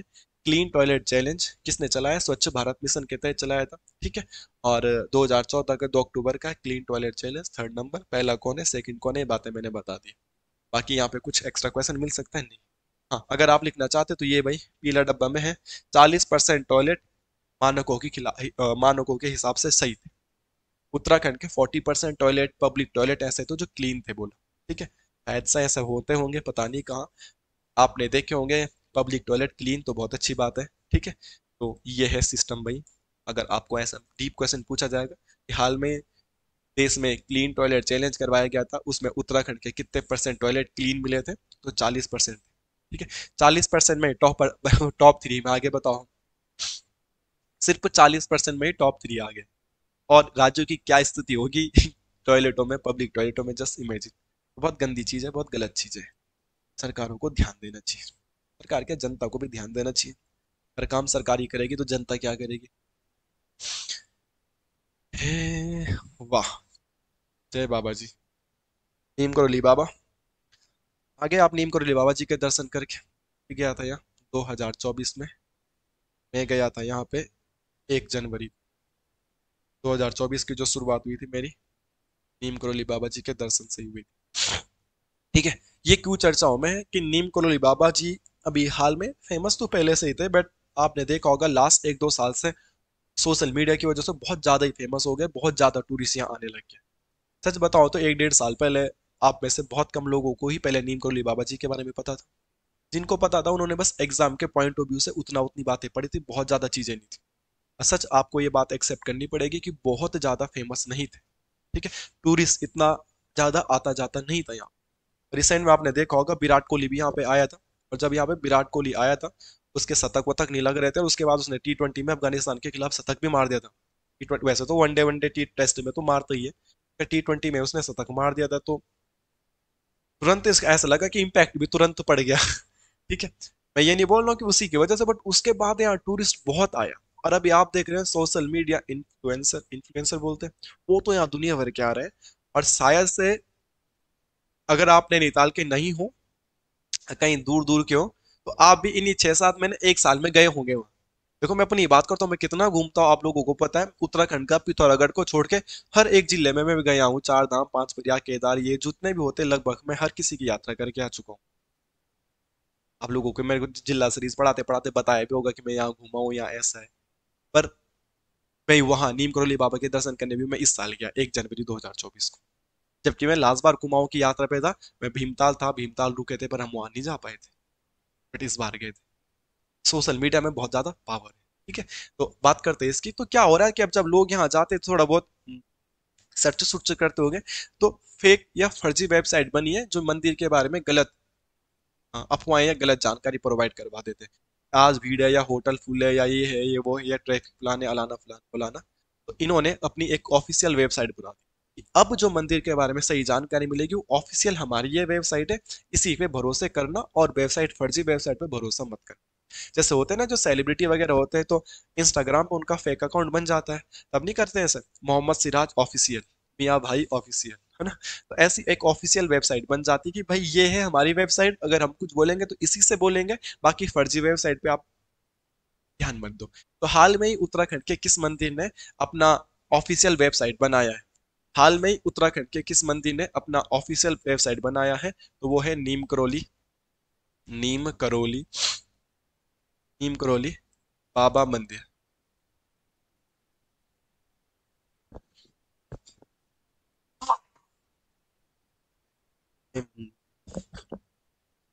नीम करोली बाबा मंदिर कहाँ पे है? ये कैंची धाम। ठीक है। तो भाई ऐसा क्वेश्चन पूछा जाएगा, हाल में ही किस मंदिर ने अपना वेबसाइट बनाया है? तो इन्होंने क्या बनाया? अपना वेबसाइट बनाया। ठीक है, ऑफिशियल वेबसाइट बनाया है, इसलिए ये मंदिर थोड़ा चर्चाओं में रहे। नीम करोली बाबा जो है, इनके बारे में आप सभी लोग जानते हैं। तो इनका अगर रियल नाम पूछ लिया जाए तो आपसे,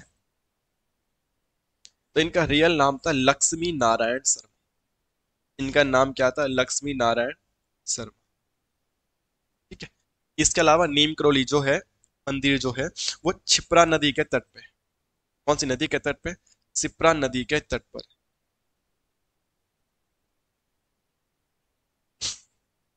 हमारे देश का टूरिस्ट है ना, थोड़ा सा बहुत अच्छा पढ़ा लिखा टूरिस्ट नहीं है। भले हम भी घूमने जाता हूँ, मैं भी घूमने जाता हूँ, मैं भी इधर उधर देखता हूँ, तो गलत काम करते हैं बहुत सारे लोग ऐसे हैं। मैं ये तो नहीं बोल सकता कि मैं बहुत सफाई करता हूँ, मैं ये नहीं बोल सकता। ठीक है। बट ये है कि मैं कूड़ा नहीं करता कहीं जाके, ये मेरी बहुत अच्छी आदत है, सच में। और आप भी ना करें। कहीं मैं घूमने जाता हूँ, जो भी पॉलीथीन वगैरह, जो भी गंदगी कूड़ा वगैरह रहता है, सब अपने साथ ले आओ, कूड़ादान मिलता है वहां डाल दो। ये जब भीड़ ज्यादा हो जाती है ना, सब ऐसे ही करते हैं अमूमन। अगर जब भीड़ ज्यादा ही हो जाती है तो कूड़ा कचड़ा लोग फैला ही देते हैं, और वो बहुत गलत है। तो छिपरा नदी के बारे में भी बीच में अखबार में आ रखा था, चर्चाओं में था कि टूरिस्ट वहां आता है, बोतलें वगैरह, पॉलीथीन वगैरह, कुरकुरे खा रहे, तुम और नीचे फेंक दे रहे हो, तो बहुत गलत बात है। तो इन चीजों को ध्यान में रखना चाहिए। अगर आप 500 लोग भी इस वीडियो को देख रहे हो तो आप समझ जाना, है ना, कि कूड़ा करकट नहीं पहचानता। आप कहीं भी घूमो, कहीं भी जाओ, आपको गंदगी नहीं करनी। थोड़ी देर पहले तो हमने स्वच्छ भारत पढ़ा था। ठीक है। तो आपसे मैं ये उम्मीद नहीं करता कि आप कुछ गड़बड़ वगैरह करोगे, ये बेसिक बातें आपको याद होनी चाहिए। तो ये बेसिक बातें हमने किसके बारे में पढ़ा? नीम करोली बाबा जी के बारे में पढ़ा। इनका रियल नाम पढ़ते, नदी का नाम पढ़िए, सकते हैं। हाँ, और क्या पढ़ सकते हैं? यहाँ पे मेला लगता है। ठीक है। और मेले कब लगते हैं? यहाँ पे 15 जून को। ठीक है। 15 जून को यहाँ पे एक विशाल मेला लगता है, भंडारा लगता है। आपको लाइन भी नहीं मिलेगी, पूरा ऊपर से भीड़ ही रहती है यहाँ पे। बाकी बजरंग बली को समर्पित है, क्या बोल सकते हैं ना। चलो, बहुत है इतना, टाटा, आगे चलते हैं। हाल में किस मंदिर ने वेबसाइट बनाया था वो बता दो।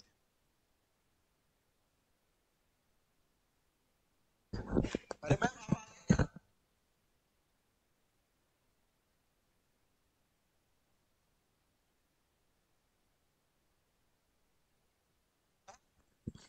चलो अच्छी बात है, कोई बात नहीं है। ठीक है, सॉरी यार दोस्त, डिस्टर्ब हो गया होगा आपका ना। देखो, ये है रानी पोखरी। रानी पोखरी के बारे में आप सब जानते हैं। जॉलीग्रांट एयरपोर्ट के सामने ही एक जगह है रानी पोखरी। जॉलीग्रांट एयरपोर्ट और ऋषिकेश के बीच में अगर आप देखोगे तो वहां पे आपको रानी पोखरी मिल जाएगा। ठीक है। यहाँ पे ये रानी पोखरी क्यों चर्चाओं में? यहाँ पे प्रदेश की पहली स्पेस एजुकेशन लैब बन रही है। हमारे राज्य में अभी एजुकेशन स्पेस एजुकेशन लैब नहीं है, जो कि इसरो की मदद से बनती है। यूपी में है, यूपी को तो अवार्ड भी मिला था। तो हमारे राज्य में तो पहली बार बन रही है। तो यहाँ पे गांव का जो ग्राम प्रधान है, सुधीर रतूड़ी जी, ये भी अपने आप में बड़े जेंटलमैन है ना। गांव के प्रधानों को मैं देखता हूँ तो इतने जेंटलमैन देखने के लिए मिलते नहीं है बेसिकली। सबकी बात नहीं कर रहा हूँ, ये बंदा तो बड़ा जेंटलमैन है, ऐसा जेंटलमैन है भाई। इस बार नेपाल सरकार ने काठमांडू में एक सम्मान समारोह आयोजित किया था। एकमात्र इंडियन ग्राम प्रधान को बुलाया था, वो था सुधीर रतूड़ी। रानी पोखरी वालों, अगर कोई सुन रहा है तो आपको भी पता है ये बात। अगर पता है तो अच्छी बात है, वो भी करंट अफेयर में ये भी पढ़ेंगे अभी हम। इस बंदे को नेपाल हाल में किस ग्राम प्रधान के, कहाँ के ग्राम प्रधान को नेपाल गवर्नमेंट ने सम्मानित किया है? तो क्या बोलोगे आप? बड़ा अच्छा क्वेश्चन लगा मुझे। कोई ग्राम प्रधान ऐसा होता है, किसी किसी गांव का किस सोया रहता है। कल परसों भी पौड़ी का ही कोई प्रधान थी, लेडीज वगैरह, उसको मैं भूल रहा हूँ। जो हमारे डीएम है डॉक्टर आशीष चौहान जी, उन्होंने निलंबित ही कर दिया उनको। कुछ उल्टे उल्टे फर्जी फुर्जी काम कर रहे होंगे। ठीक है, मनरेगा में तो उनको निलंबित कर दिया, मतलब डांट फटकार भी लगाई है। तो फिलहाल कुछ प्रधान ऐसे भी है, देखो, इंटरनेशनल लेवल पर अवार्ड मिल रहे हैं, नेपाल गवर्नमेंट ने अवार्ड दिया, बड़ी बात है यार ये। वो भी एक ग्राम प्रधान को बुलाए। तो सामाजिक क्षेत्र में भी, सोशल वर्क में भी इनका काम है। और इन्हीं की मजबूती से ग्राम पंचायत के थ्रू 10 लाख रुपए भी देंगे बनाने के लिए, कि बनाओ, जमीन प्रोवाइड करवा रहे हैं। बाकी कुछ इसरो से मिलेगा, कुछ सेंट्रल गवर्नमेंट कुछ ना कुछ बजट वजट लगाएगा, जो भी है, बट अच्छा काम है ना। हमें तो क्वेश्चन से मतलब है, प्रदेश की पहली एजुकेशन लैब। ठीक है। अ, उत्तराखंड में प्रदेश की पहली एजुकेशन लैब, प्रदेश की पहली एजुकेशन लैब, लैब कैसे, कहाँ पे बन रही है भाई? ये inter college Ranipok, Rajendra Shah inter college होगा ना, राजेंद्र शाह।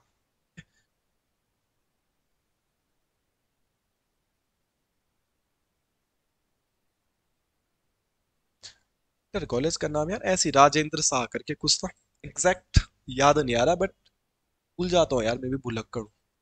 तो मैं यहाँ पे लिख देता हूँ, राजेंद्र तो 101% है, तो राजेंद्र शाह ही होगा। इंटर कॉलेज है, ठीक है, इतना याद रख लेना। इंटर कॉलेज कौन सा? रानी पोखरी। बाकी रानी पोखरी कहाँ है एवरीवन? ठीक है। तो यहाँ पे क्या बन रहा है? प्रदेश का, हमारे उत्तराखंड का पहला एजुकेशन लैब बन रहा है। किसकी मदद से बनेगा भाई? ये इसरो की मदद से बनेगा। ठीक है। एजुकेशन लैब नहीं है, एजुकेशन स्पेस लैब, अंतरिक्ष। जब स्पेस की बात आ रही है तो इसरो की बात आएगी। ठीक है, तो ये बात ध्यान रखना। इसरो कब बना था भाई? 1969 में। इसरो के बारे में इतनी जानकारी प्राप्त है, देख लेना आप लोग। बाकी हाँ, इनका जो ग्राम प्रधान है भाई, इनका जो ग्राम प्रधान है भाई, उनका नाम क्या है? ये बहुत अच्छे सर है, सुधीर रतूड़ी जी। मैं तो इनको जानता नहीं हूँ खैर, बट पढ़ा है जितना भी इनके बारे में, बड़ा अच्छा। इनको 2024 में ही, करंट अफेयर में है, नेपाल गवर्नमेंट ने सामाजिक सेवा में सम्मानित किया है। नेपाल सरकार ने हाल में ही उत्तराखंड के किस ग्राम प्रधान को सम्मानित किया है? तो सुधीर रतूड़ी जी है। ये भी पॉइंट आपको ध्यान रखना है। एवरीथिंग इनके बारे में जितना पॉइंट पता हो सकता है, ये पॉइंट ध्यान रखना है। ठीक है, तो ये कुछ बेसिक सी बातें आपको याद रखनी है। ठीक है। राजेंद्र शाह इंटर कॉलेज कहाँ पे है? रानी पोखरी में है। और यहाँ पे प्रदेश का पहला स्पेस एजुकेशन लैब बनेगा इंटर कॉलेज में। इंटर कॉलेज रानी पोखरी, जो कि राजेंद्र शाह के नाम से संचालित किया जा रहा है। ठीक है। इसरो के बारे में बता दिया। सुधीर रतूड़ी जी ऑल्सो करंट अफेयर में चर्चित है। 2024 में नेपाल सरकार ने समाज सेवा में उत्कृष्ट कार्य करने के लिए इनको क्या दिया है? एक अवार्ड दिया है। वो भी बात पता चल गई आप लोगों को।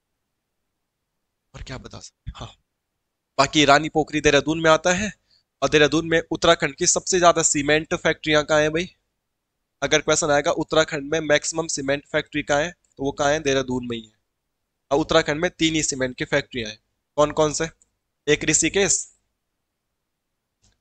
एक कुआंवाला गुनियाल गांव, ये भी देहरादून में है कुआंवाला, और एक है रानी पोखरी में। ठीक है? 3 ही सीमेंट की फैक्ट्रियां हैं, और तीनों की तीनों देहरादून में पड़ती है। ये भी आप पॉइंट ध्यान रख सकते हैं। उत्तराखंड में सबसे ज्यादा सीमेंट फैक्ट्रियां यहीं पे। ठीक है। स्टेडिया केमिकल सीमेंट फैक्ट्री का नाम क्या है? Stadia chemicals. बाकी कुछ याद आ नहीं रहा है। रानी पोखरी के बारे में कुछ है फेमस? इतना ही होगा। नेक्स्ट, अरे वाह, दोबारा से कैंची धाम के बारे में आ गया है। वैसे ये बात मैं आपसे पहले भी डिस्कस कर चुका हूं, तो अब मैं ज्यादा डिस्कस नहीं करूंगा। हाल में ही उत्तराखंड के 2 तहसीलों का नाम बदल दिया गया है। और ध्यान रखना, एक तहसील का नाम क्या है? जोशीमठ। और एक तहसील का नाम क्या है? कैंची धाम। ठीक है। कुछ या कटोली था पहले, अभी वो कैंची धाम बन गया है। जोशीमठ था पहले, वो ज्योतिर्मठ बन गया है।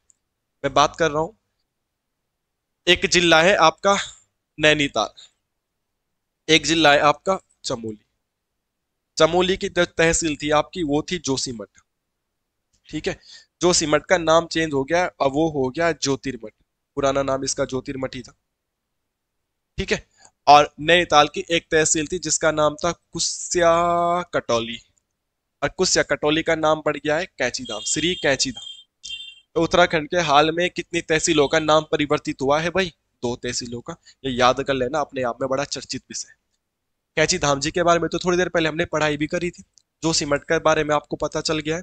जोशीमठ में अभी उत्तराखंड में भूस्खलन वगैरह हुआ था, तो बड़ा चर्चित था। अच्छा, जोशीमठ की कल परसों वाली वीडियो देखी किसी ने? वहां रोड में 2 भालू आ गए थे, भालू का बच्चे के सर में कुछ कंटर फंस गया था। कंटर ही बोलते उसे, जिसमें तेल वेल आता है। देखिए आपने वो वीडियो? बड़ी खतरनाक थी वीडियो। फिर फॉरेस्ट वालों ने छुड़ाया उसे, है ना। देखना यार, उस वीडियो को तुमने देखी होगी, कल परसों ही आई थी वो। फेसबुक यूट्यूब में कहीं देखी थी मैंने, अपलोड करी थी किसी ने। व्हाट्सएप पे स्टेटस लगा रखा था एक दो भाइयों ने, जोशीमठ वालों को, जिनको मैं जानता हूँ, गोपेश्वर वालों को। तो नैनीताल, कुस्या, कटोली, कैंची धाम और चमोली, जोशीमठ, ज्योतिमठ, इनके नाम चेंज हो गए। तो जोशीमठ के बारे में क्या बता सकता हूँ मैं तुम्हें? भालू पकड़ा गया था।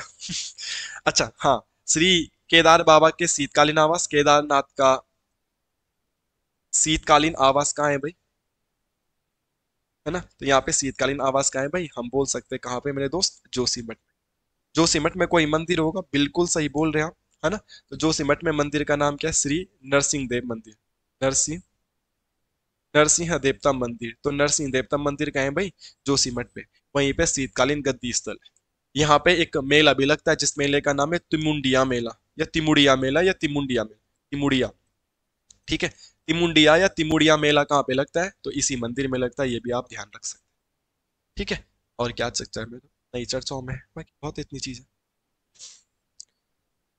Okay okay okay okay. माना है तू सिख। अच्छा, यह है कत्यूरी शासनकाल की कुछ सुरंगें मिली है। ये क्वेश्चन भी लगता है भाई कि ये भी पेपर में आएगा, तो इस वाले फैक्ट को भी आप इंपॉर्टेंट कर दीजिएगा। अभी हाल में पुरातत्व विभाग को, आर्कियोलॉजिकल डिपार्टमेंट को, देवलगढ़ में कुछ सुरंगें मिली है जिन्हें कत्यूरी शासनकाल की बताया गया है। इस समय मैंने एक बार पहले भी यूट्यूब में बात करी थी, तो कुछ बच्चों के कमेंट आए, तो भाई कत्यूरी शासनकाल नहीं है, पंवार वंश का है, पंवार वंश का है। आप लोग तो गलती को ऐसे कमेंट करते हो कि क्या बताना। छोटी मिस्टेक को इग्नोर कर दिया करो यार। हाथ जोड़ के माफी मांग। यूट्यूब में ऐसे हाथ जोड़ने का ऑप्शन नहीं है ना कि मैं भेज दूं। ठीक है। व्हाट्सएप के जैसे मैं फोटो खींच के भेज दूं, ऐसा नहीं है वहां पे। बट यहाँ पे लिखा है इतना बड़ा बड़ा कत्यूरी पर, मैं अपनी तरफ से थोड़ा ना बोल रहा हूँ यार, कुछ यहाँ पे इतना बड़ा बड़ा लिखा है, मैंने यही लिखा है, तो तुम नहीं भाई ऐसा नहीं है, ये गलत है। अगर जो भी कुछ होगा, अमर उजाला को गलत पकड़, अमर उजाला को मैसेज कर दो, मेल कर दो अमर उजाला को, भाई कि तू गलत क्यों बोल रहा है। मेरी क्या गलती इसमें? कोई चीज मैं बुक से पढ़ता हूँ, मैं बता देता हूँ। ठीक है। और जहाँ पे मैं गलती बोलता हूँ, मैं कमेंट कमेंट देख लिया करो, पिन करके माफी मांग देता हूँ मैं, क्या दिक्कत है? तो कोई भगवान थोड़े ना हूँ। गलती होगी तो माफी मांगने में क्या दिक्कत है यार, है ना।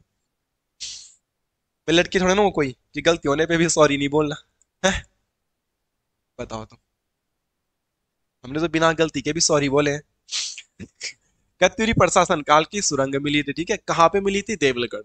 ये इसलिए चर्चाओं में कि देवलगढ़ कभी पंवार वंश की कैपिटल हुआ करती थी, दैट्स वाई तुम बोल रहे हो पंवार वंश की। भाई पंवार वंश की कैपिटल थी वहां, सुरंग है, जरूरी नहीं कि उन्होंने बनाई होंगी, है ना।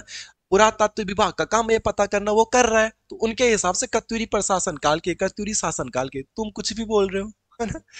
समझा करो, समझा करो इन बातों को, ठीक है। तो हाल में ही कितनी सुरंगें? 4 सुरंगें मिली थी, ठीक है। तो हाल में ही 4 सुरंगों की खोज हुई है। सुरंग को क्या बोलते होंगे रे भाई अंग्रेजी में? टनल, कनाल। नहर को बोलते हैं कि सुरंग को बोलते हैं? टनल, टनल बोलते हैं सुरंग को, अटल टनल। तो 4 सुरंगें मिली थी। इसे किससे बताया गया है? कत्यूरी शासन से बता रहा। सोर्स अमर उजाला है, मैं नहीं बोल, मेरा नाम मत लिखना यहाँ पे, ठीक है। बाकी आपको लिखना है तो पामार वंश से लिख देना है। कहाँ पे मिला है भाई ये? देवलगढ़ में मिला है। 52 गढ़ों में से एक गढ़ देवलगढ़। देवलगढ़ खुद कच्छ श्रीनगर, ठीक है। श्रीनगर खुद का है बड़ी में। तो चर्चित रहेगा हमारे लिए, हमें ज्यादा डिटेल तो पढ़ना नहीं है, हमें देवलगढ़ पढ़ना है।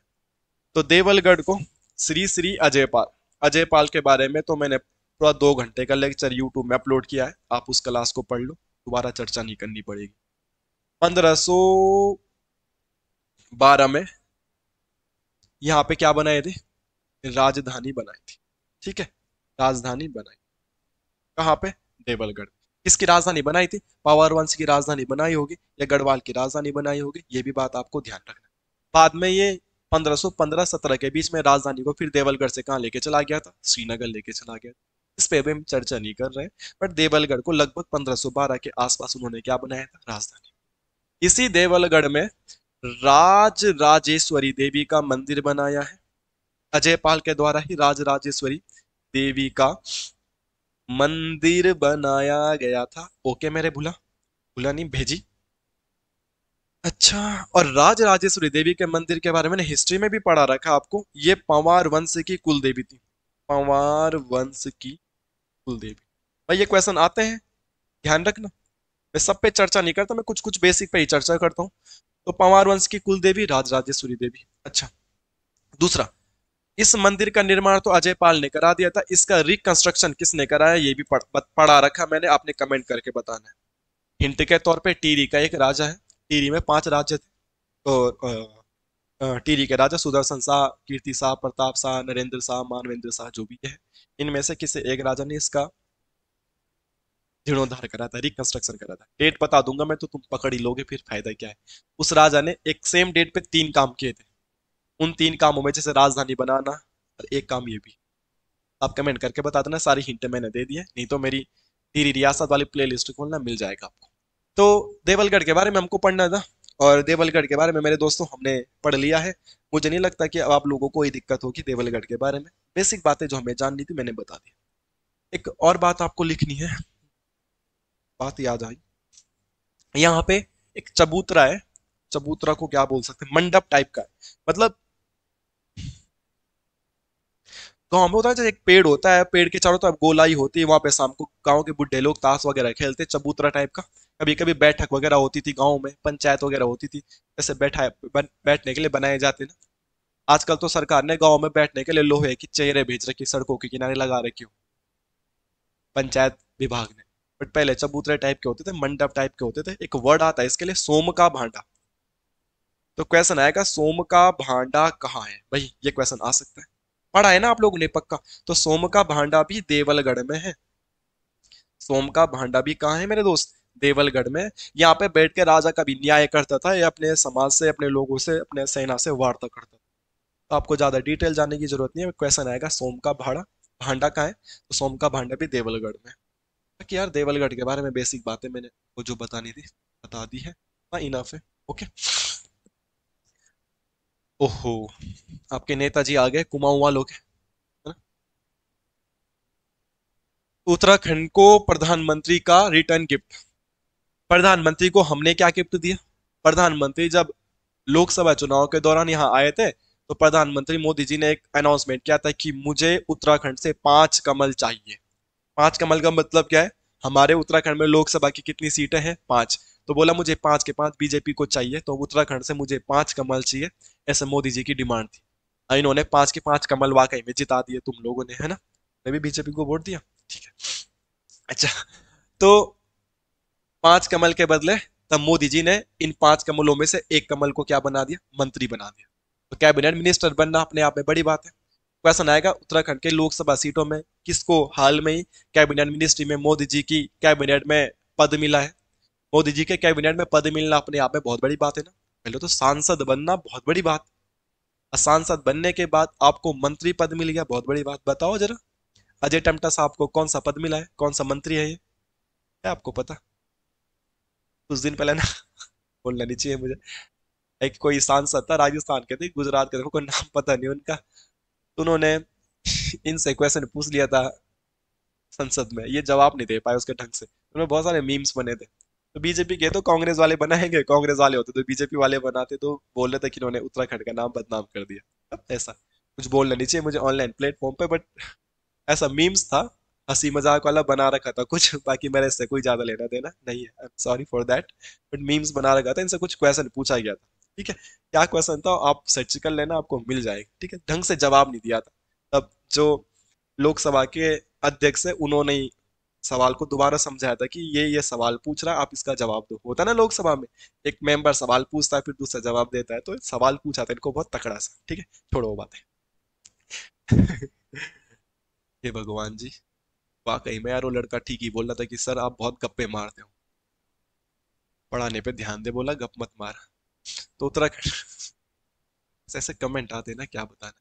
उत्तराखंड में लोकसभा की सीट कितनी सीट है भाई, 5 सीटें। कौन कौन सी 5 सीटें, इन पे चर्चा करते हैं। 3 4, पहले तो अपने यहाँ से बात कर लेता हूँ, पौड़ी से। हरिद्वार से, हरिद्वार से भी आपने किसको जिताया बताओ, अपने पूर्व मुख्यमंत्री।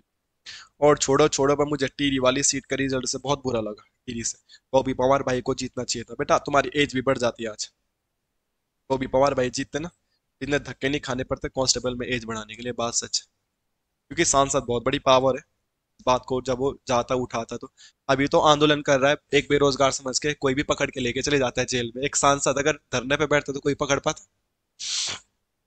आ, उसके अलावा कौन है, नैनीताल।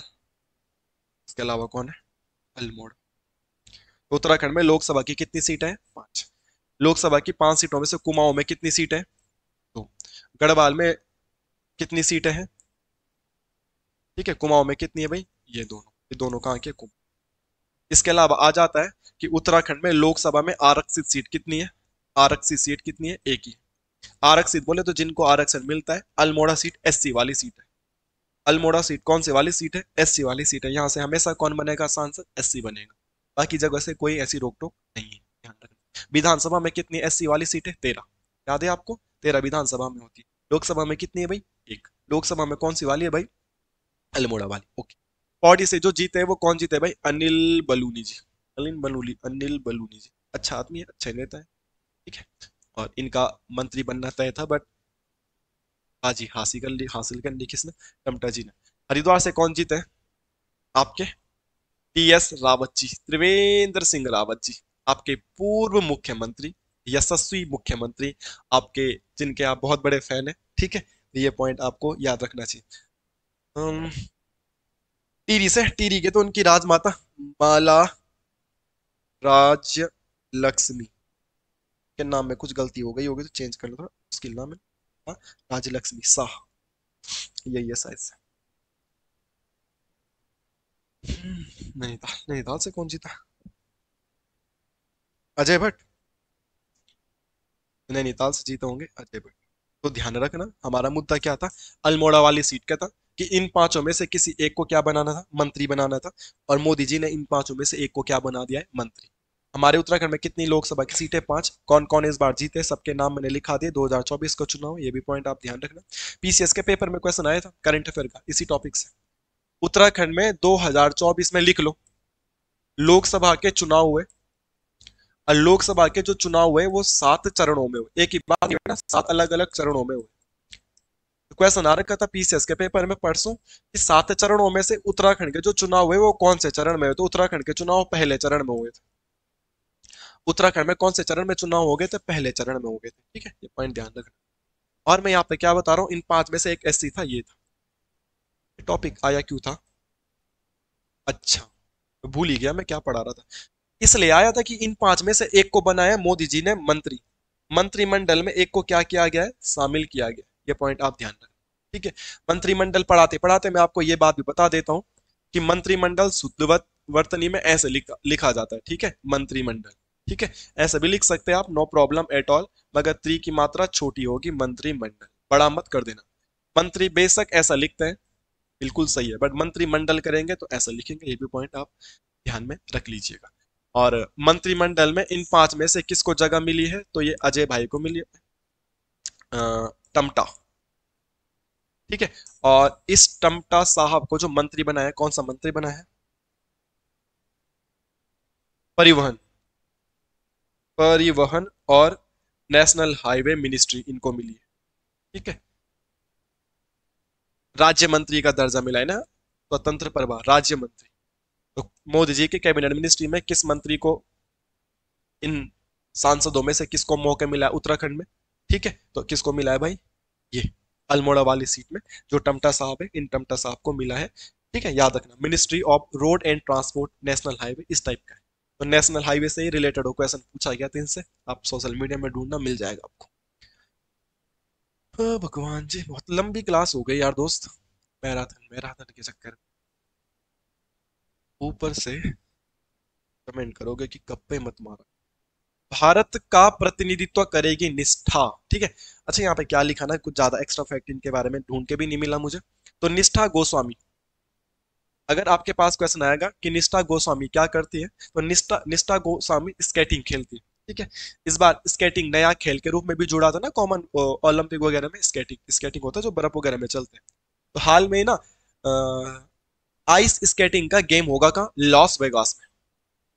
लॉस वेगास में क्या चल रहा है? Ice skating, ice skating. तो आइस स्केटिंग का जो गेम चलेगा वो 15 जून से 9 जून तक हो भी गया। वो 59वां गेम था, इंटरनेशनल गेम था, आइस स्केटिंग अंतरराष्ट्रीय। और कहाँ पे हो रहा था? लॉस वेगास में। तो भारत की तरफ से कौन गया था प्लेयर प्रतिनिधित्व करने? निष्ठा गोस्वामी। ओके, ये पॉइंट आप ध्यान रखना। तो निष्ठा गोस्वामी का संबंध किससे? आइस स्केटिंग से। स्केटिंग वगैरह होता है ना जो टायर वाले जूते होते बोलते होते, तो वो थी, वो ध्यान रखना। क्वेश्चन आ जाता ना कि किसका संबंध किस खेल से वगैरह वगैरह, ऐसा पॉइंट बनते हैं पेपर में। बाकी यहाँ पे एक शब्द आया निष्ठा, गोस्वामी, गोस्वामी का तत्सम तद्भव आपको पता है क्या है? तो वो है गुसाई। ठीक है, गोस्वामी तत्सम शब्द है, उसी का तद्भव क्या है? गुसाई। तो तुम्हारे साथ कोई यार दोस्त होगा तुम्हारा गुसाई कास्ट का, तो पहले वो क्या था? गोस्वामी। तो गोस्वामी का ही तद्भव क्या है? गुसाई। ओके, ये क्या है? अच्छा, ये तो हमने पढ़ लिया यार अभी दोस्तों। शेखर पाठक जी की जो अराकोट एस्कोट यात्रा है, इसके बारे में एवरीथिंग हमने पढ़ चुके हैं, तो इसलिए इसको दोबारा पढ़ने की जरूरत नहीं। इस बार का जो थीम था स्रोत से संगम था। इस बार की जो बुक थी उसका नाम क्या था? हिमांक और कथना। तो ये बात हमने पढ़ चुका है। ओहो, वेरी नाइस। ये क्वेश्चन भी बड़ा अच्छा क्वेश्चन है भाई, इसको यहीं पे निपटा देते हैं। मसूरी, काफी समय से तो मैं गया नहीं हूँ मसूरी, पर जब भी गया था तो मसूरी में घूमने लायक यार बहुत लंबा जगह नहीं ना मसूरी, एक आध दिन में खत्म हो जाता है। कंपनी गार्डन का नाम अटल उद्यान है ना, ये नाम याद कर लेना रे भाई। हाँ? परसों पीसीएस के पेपर में वो संसद भवन के अंदर नाम चेंज करे गए थे ना, अशोक मंडप वगैरह उनका नाम पूछे गए थे, याद रख लेना। तो पहले तो क्वेश्चन आ सकता है आपके पास कंपनी, मैं तुम्हें कंपनी गार्डन क्या, मैं तुम्हें इससे भी पुरानी हिस्ट्री बताता हूँ, रियलिटीज में क्या था वो समझते हैं। ठीक है, एक आदमी है जिसका नाम है एफ फॉकनर, आप इधर ध्यान दो बोर्ड पे यार। एम फॉकनर, एम फॉकनर ने 1842 में एक गार्डन बनाया था जिसका नाम रखा था म्युनिसिपल गार्डन। म्युनिसिपल, इस गार्डन का नाम रखा गया था मेरे भुला मेरे भेजी म्युनिसिपल गार्डन। ठीक है, ये रखा गया था, इसका नाम क्या रखा गया था? Municipal garden. बाद में समय चेंज होते होते अंग्रेजी कंपनी आ रही थी तो उन्होंने बना दिया इसका नाम कंपनी गार्डन। इसका नाम क्या कर दिया? Company garden. ठीक है, और अब बीजेपी गवर्नमेंट ने इसका नाम क्या कर दिया है? अटल उद्यान। क्या कर दिया है भाई? इसका नाम अटल उद्यान। आपको समझ में आया? कहाँ है ये कंपनी गार्डन, अटल उद्यान कहाँ है ये? मसूरी में। इसी के बगल में जस्ट आगे उनकी ट्रेनिंग भी होती है आईएएस वालों की। ठीक है, बाकी क्या है इसके बारे में, इतनी बातें थी मैंने बता दिया है, किसने इसको बनाया था वो बातें भी मैंने बता दी है। उम्मीद करता हूँ याद करो। हाँ, 2 पॉइंट याद कर लेना, इसका उद्घाटन किसने किया है? कौन है ये करने वाले? गणेश जोशी और प्रेमचंद्र अग्रवाल, उत्तराखंड के मंत्री है ना, गणेश जोशी जी, और आपके यशस्वी प्रेमचंद्र अग्रवाल जी। ठीक है, ये हमारे मंत्री है प्रेमचंद्र अग्रवाल जी। ठीक है, ठीक, ये याद रख लेना, आप इनके बारे में थोड़ा बात कर लेना। बाकी कौन कौन से मंत्री है मैंने कल परसों भी बताया था। गणेश जोशी जी कौन सा है? कृषि, और ये क्या है? शहरी विकास। ठीक है, बाकी एक एक मंत्री के पास बहुत सारे मंत्रालय होते हैं, आप याद कर लेना। इन्होंने हाल में किसका उद्घाटन किया था?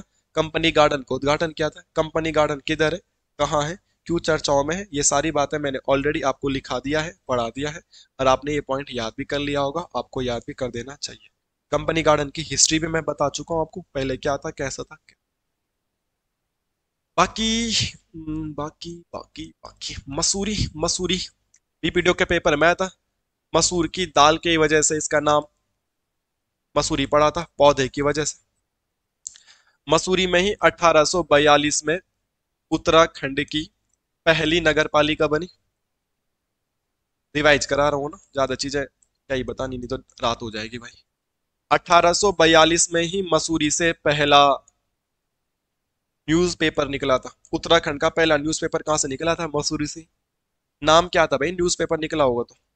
बताओ जल्दी जल्दी भाई बताओ। द हिल्स था। रिवाइज करा रहा हूँ, ठीक है, ये आई नो तुम्हें पता है। किसका था ये? John Mackinnon. जॉन मैकिनन भी भूल गया यार, नहीं कब से पढ़ा नहीं उत्तराखंड। ओके, और क्या है मसूरी के बारे में? हाँ, मसूरी के निकनेम लिख देते हैं। मसूरी को बोला जाता है गंगोत्री यमुनोत्री का प्रवेश द्वार। Okay done. मसूरी को बोला जाता है दून का ताज, देहरादून का ताज है ना, देहरादून के सर में है ना ऊपर, तो ताज, ताज क्राउन होता है जो सर में, देहरादून का ताज। बाकी मसूरी को क्या बोला जाता है? पहाड़ों की रानी, पहाड़ों की रानी। और पहाड़ों का राजा किसे कहते रे भाई? ये भी रिवाइज कर लो। पहाड़ों का राजा इज चक्राता। चौकराता बहुत अच्छी जगह है चक्राता। चक्राता एक बार मैं एक हफ्ते के लिए गया था घूमने के लिए, काफी अच्छा रहा उधर। अरे जल्दी तो नहीं मिटा दिया मैंने? सॉरी सॉरी सॉरी सॉरी, नहीं था। माफ करना रे भाई, जल्दी में बोल दिया। ये बेसिक बात है। अगर इसको और डिटेल में तुम्हें पढ़ना है तो भाई देहरादून डिस्ट्रिक्ट में 1 घंटे की क्लास है, तो जस्ट मसूरी के बारे में, उसमें कुछ नहीं है, आप वहाँ पे पढ़ सकते हो, ठीक है। वो तो यहाँ पे पढ़ते पढ़ते बात आ गई तुम्हें। अच्छा, हाँ जी, वैरव दत्त धूलिया जी के बारे में, हाँ बहुत इंपॉर्टेंट है अपने आप में। ये पॉइंट बहुत इंपॉर्टेंट है अपने आप में, और हम लोगों को पढ़ना भी चाहिए। तो हाल में ही एक अवार्ड मिला है, आपके सामने बोर्ड पे लिखा हुआ है, पंडित वैरव दत्त धूलिया अवार्ड 2024 में। जो वैरव दत्त धूलिया अवार्ड है, ऐसे क्वेश्चन पूछे जाते हैं, इसलिए याद करना है। भैरव दत्त धूलिया पुरस्कार, ठीक है, ये मिला है इस बार राजीव लोचन जी को, ठीक है। लोचन किसका पर्यायवाची है बताओ? बताओ रे, लोचन किसका पर्यायवाची है? लोचन आंख का पर्यायवाची। हिंदी पढ़ लो तुम।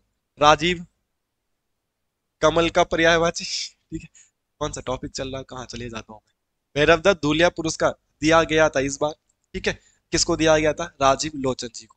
ये कौन है राजीव लोचन जी? अगर भैरव दत्त धूलिया पुरस्कार मिल रहा है तो ये एक पत्रकार संपादक है। और किसके संपादक है? नैनीताल समाचार के।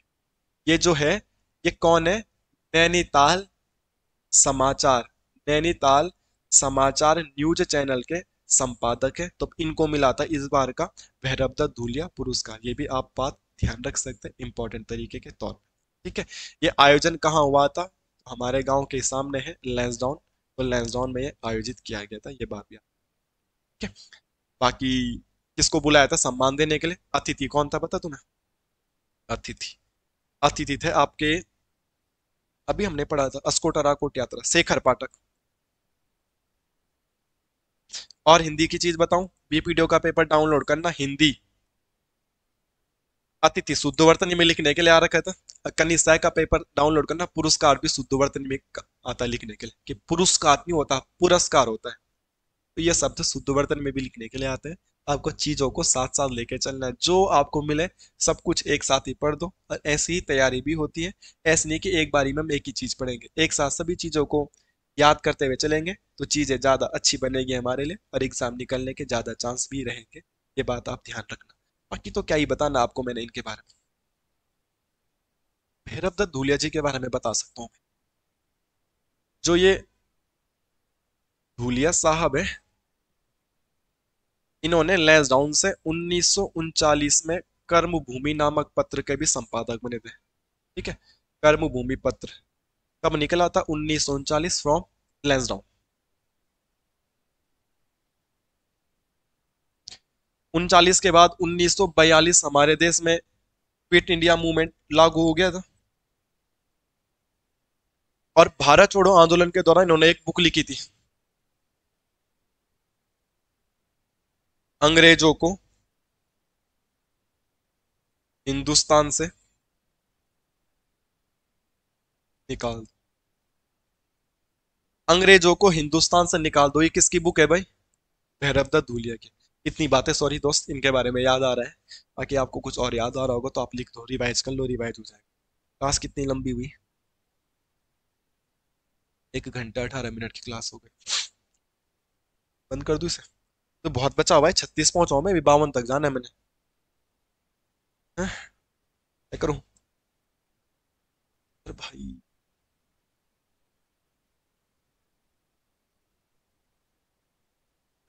पानी मंगवा देता हूँ मैं तब तक, है ना, बहन से पीता हूँ दोस्त। तब तक तुम यार ये उतारो इस क्वेश्चन में, और कुछ खास नहीं है।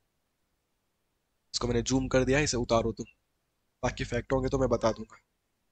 ये नाम लिखा है पार्थो राय, ये लिखा है पुनीत डिमरी, ये लिखा है अमित खंडूड़ी जी, ये लिखा है लता तिवारी पांडे जी, ये लिखा है डॉक्टर संजय पांडे जी। ये दोनों के दोनों हाउस वाइफ, हस्बैंड वाइफ है, ठीक है। इस बार इनको मिलेगा उस्ताद बिस्मिल्लाह खां युवा पुरस्कार। ये पॉइंट आपको ध्यान रखना है। इससे पहले ऐसे ही एक क्वेश्चन ईओ के पेपर में पूछा गया था, ठीक है। आपको ये पुरस्कार वगैरह वाले जो भी फैक्ट होते हैं मेरे दोस्तों, ये आपको याद रखने हैं। आप इनकी फोटो देखो, ये नाम देखो। ठीक है। ओके, मैं तब तक पानी का ऑर्डर देता हूँ।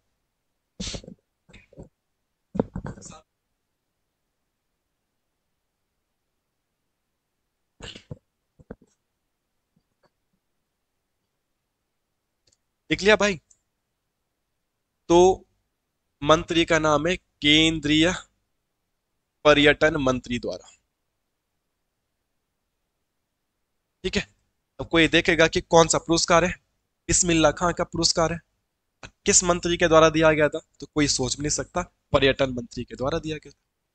उनका नाम क्या है? गजेंद्र जी है ना, गजेंद्र शेखावत जी। गजेंद्र शेखावत। अच्छा, पर्यटन दिवस कब मनाया जाता है? 27 सितंबर को इंटरनेशनल टूरिज्म डे मनाया जाता है। ये आप याद। अब यहाँ पे दिखते हैं, इनके नाम तो मैंने पहले ही बता दिया तुम्हें, पार्थो राय, पुनीत डुमरी, अमित खंडूड़ी, लता तिवारी पांडे, संजय पांडे। इनके नाम मैं पहले ही बता चुका हूं आपको। संजय पांडे जी, लता तिवारी पांडे जी, है ना। पुनीत जी के बारे में बोला था मैंने, तो आप याद रख सकते हैं, पुनीत टिमरी जी। अमित जी के बारे में बताया था, अमित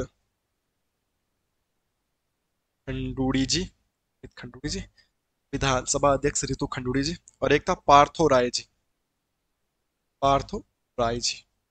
तो इनको क्या मिला है? बिस्मिल्लाह खां पुरस्कार। बिस्मिल्लाह खां युवा पुरस्कार। पुरस्कार शुद्ध वर्तनी में कैसे लिखते हैं मेरे भाई, ये भी पॉइंट आप ध्यान में रख सकते हैं। ठीक है। कितने लोगों को मिला है? 5 लोगों को मिला है। ये सारी बातें मैंने बता दी है। अब आप लोगों को ये चीजें याद रख देनी है, इन चीजों को याद भी करना है, इंपॉर्टेंट। ठीक है। अरे मेरे जग में लाते, इधर लाओ। मेरे वाले मग में क्यों नहीं लाए? ओके ओके ओके, जाओ जाओ, आप जाओ। हाँ, अभी चाचू पढ़ा रहे, जाओ। तो बिस्मिल्लाह खां युवा पुरस्कार के बारे में और क्या बताना है? जो ये दोनों हाउसवाइफ है, इनको जो ये अवार्ड मिला था, ये मिला था लोक गायन में। चाचू क्या पढ़ा रहा है?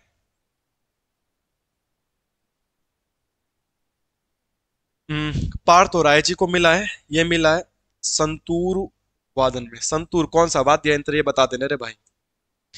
आज का तुम्हारे लिए करंट अफेयर। उत्तराखंड की संस्कृति को पढ़ना, वहां पे मैंने उत्तराखंड के वाद्य यंत्र भी पढ़ाए होंगे। घन वाद्य यंत्र, चर्म वाद्य यंत्र, है ना, ऐसे पढ़ते हैं हम। तार वाद्य यंत्र, अनवद्ध वाद्य यंत्र, है ना। तो संतूर भी कोई ना कोई वाद्य यंत्र होगा, तो संतूर कौन सा ये बताना। इन दोनों को मिला है रंगमंच में। ठीक है, रंगमंच में। ये रामलीला रूमलीला का रोल प्ले करते हैं। ठीक है, तो रंगमंच के मिला है, रामलीला मंचन के लिए इन दोनों को मिला है, तो ये पॉइंट आप याद रख सकते हैं। बाकी कुछ खास नहीं है। बाकी इनकी फोटो जो थी, यही थी। ठीक है, ध्यान रखना। ठीक है। ठीक है। अभी जाओ।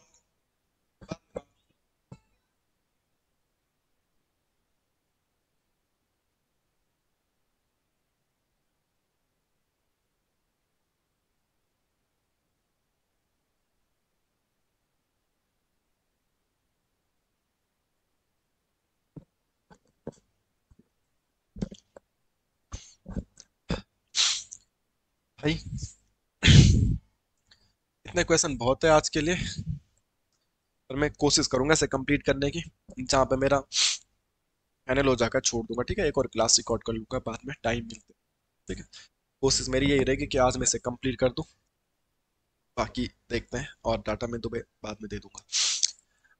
हाई कोर्ट को नैनीताल में शिफ्ट करने के आदेश पे सुप्रीम कोर्ट ने रोक लगा दी थी, क्योंकि उत्तराखंड का जो माननीय हाई कोर्ट है, इसको परिवर्तित करना चाह रहे थे। कोई बोल रहे थे इसको देहरादून बना दो, कोई बोल रहे थे इसको ऋषिकेश में भी जमीन मिली थी, ऋषिकेश में ट्रांसफर कर दो, कई बोल रहे थे उसे नैनीताल से हल्द्वानी में ट्रांसफर कर दो। तो हाई कोर्ट को ट्रांसफर करने की बड़ी चर्चित चर्चा देखी होगी आपने। सोशल मीडिया में भी चर्चा थी खूब, और न्यूज़पेपर में भी चर्चा थी खूब, इसलिए थोड़ा चर्चित था। अभी ये भी कहा था उन्होंने कि एक जनमत संग्रह करेंगे, एक पोर्टल बनाएंगे, वेबसाइट टाइप का, और वहां पे जनता से पूछा जाएगा कि आप क्या चाहते हो, कहाँ हाई कोर्ट होना चाहिए। तो बहुत सारे मुद्दे उठे थे कि चेंज वेंज करना था, ये वाली सारी चीजें थी। आप के बारे में मैंने सोचा कि ये चर्चित विषय है, तो इसके बारे में थोड़ा बहुत पढ़ लिया जाएगा। ठीक है। वैसे भी अभी हाईकोर्ट में उत्तराखंड में पहली बार कोई महिला जज बनी थी, रितु बहारी जी। वो पीसीएस के पेपर में पूछ लिए गए हैं। और अभी रितु बहारी जी का भी कार्यकाल खत्म हो गया है, तो नए आ गए हैं जज। हाईकोर्ट ऑलरेडी चर्चित विषय रहा हुआ है। ठीक है। हाईकोर्ट में पहली बार रजिस्ट्रार भी अभी नए नए चेंज हो गए थे। ठीक है। और एक और था, हाईकोर्ट से बहुत सारे क्वेश्चन करंट अफेयर में, तो मुझे याद नहीं आ रहे हैं वो सारी की सारी चीजें। फिलहाल हाईकोर्ट के बारे में जितने फैक्ट मुझे याद होंगे वो मैं तुम्हें लिखा दूंगा, बट हाईकोर्ट चर्चित विषय है। आपको और भी ज्यादा जितनी चीजें मुझे लर्न होगी मैं लिखा दूंगा, बट आपको स्वयं से भी इसके बारे में बेसिक सी बातें याद होनी चाहिए, क्योंकि चर्चित सब्जेक्ट है और पेपरों में आ सकता है। फिलहाल के लिए हम देखते हैं उत्तराखंड का हाईकोर्ट। उत्तराखंड का हाईकोर्ट 9 नवंबर 2000 को ही बना था, जब उत्तराखंड बना था। आज देश में कौन से नंबर का हाईकोर्ट था? देश में ये 20वें नंबर का हाईकोर्ट। हमारे नैनीताल वाले हाईकोर्ट की जो रैंक है वो कौन से नंबर की रैंक है मेरे भाई? वो 20वें नंबर की रैंक है। ये भी आप बात याद रख लेना बहुत अच्छे से। बाकी high court comes under the which article? तो आर्टिकल अनुच्छेद 214 में हाईकोर्ट की बात है। इसके अलावा एक अनुच्छेद और हमको याद करना पड़ता है। अच्छा, अनुच्छेद आपको शुद्ध वर्तनी में लिखने आता है? शुद्ध वर्तनी, शुद्ध वर्तनी में हिंदी में अनुच्छेद ऐसे लिखा जाता है।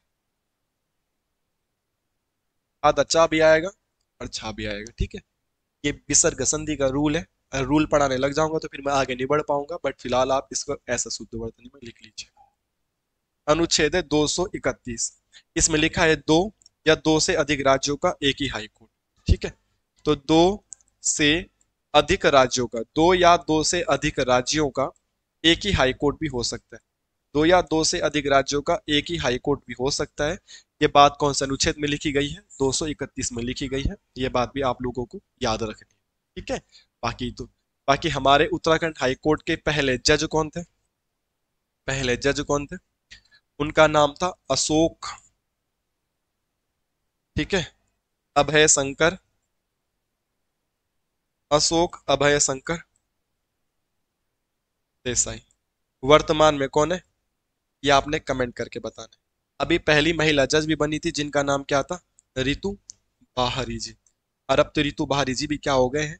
चेंज हो गए हैं, दूसरे आने वाले हैं। तो उनका नाम क्या है वो आपने कमेंट करके बता दें।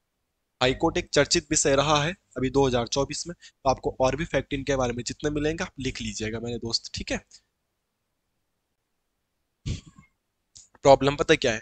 प्रॉब्लम यह है कि आजकल मेरी फैमिली आ रखी मेरे साथ यहाँ जहाँ मैं रहता हूँ कोटद्वार। तो मेरी भाभी लोग, मेरे भाई के बच्चे लोग, भतीजियाँ वो आ रखे हैं यहाँ। तो आई ऑल्सो वांट कि उनके साथ में टाइम स्पेंड करूँ। तो मैं काफ़ी टाइम से इधर रूम पे, वो यहाँ आ रहे, वो बीच बीच में मुझे देख रहे हैं और चले जा रहे हैं, है ना। तो इसलिए मैं थोड़ा क्लास लंबी भी नहीं बनाना चाहता।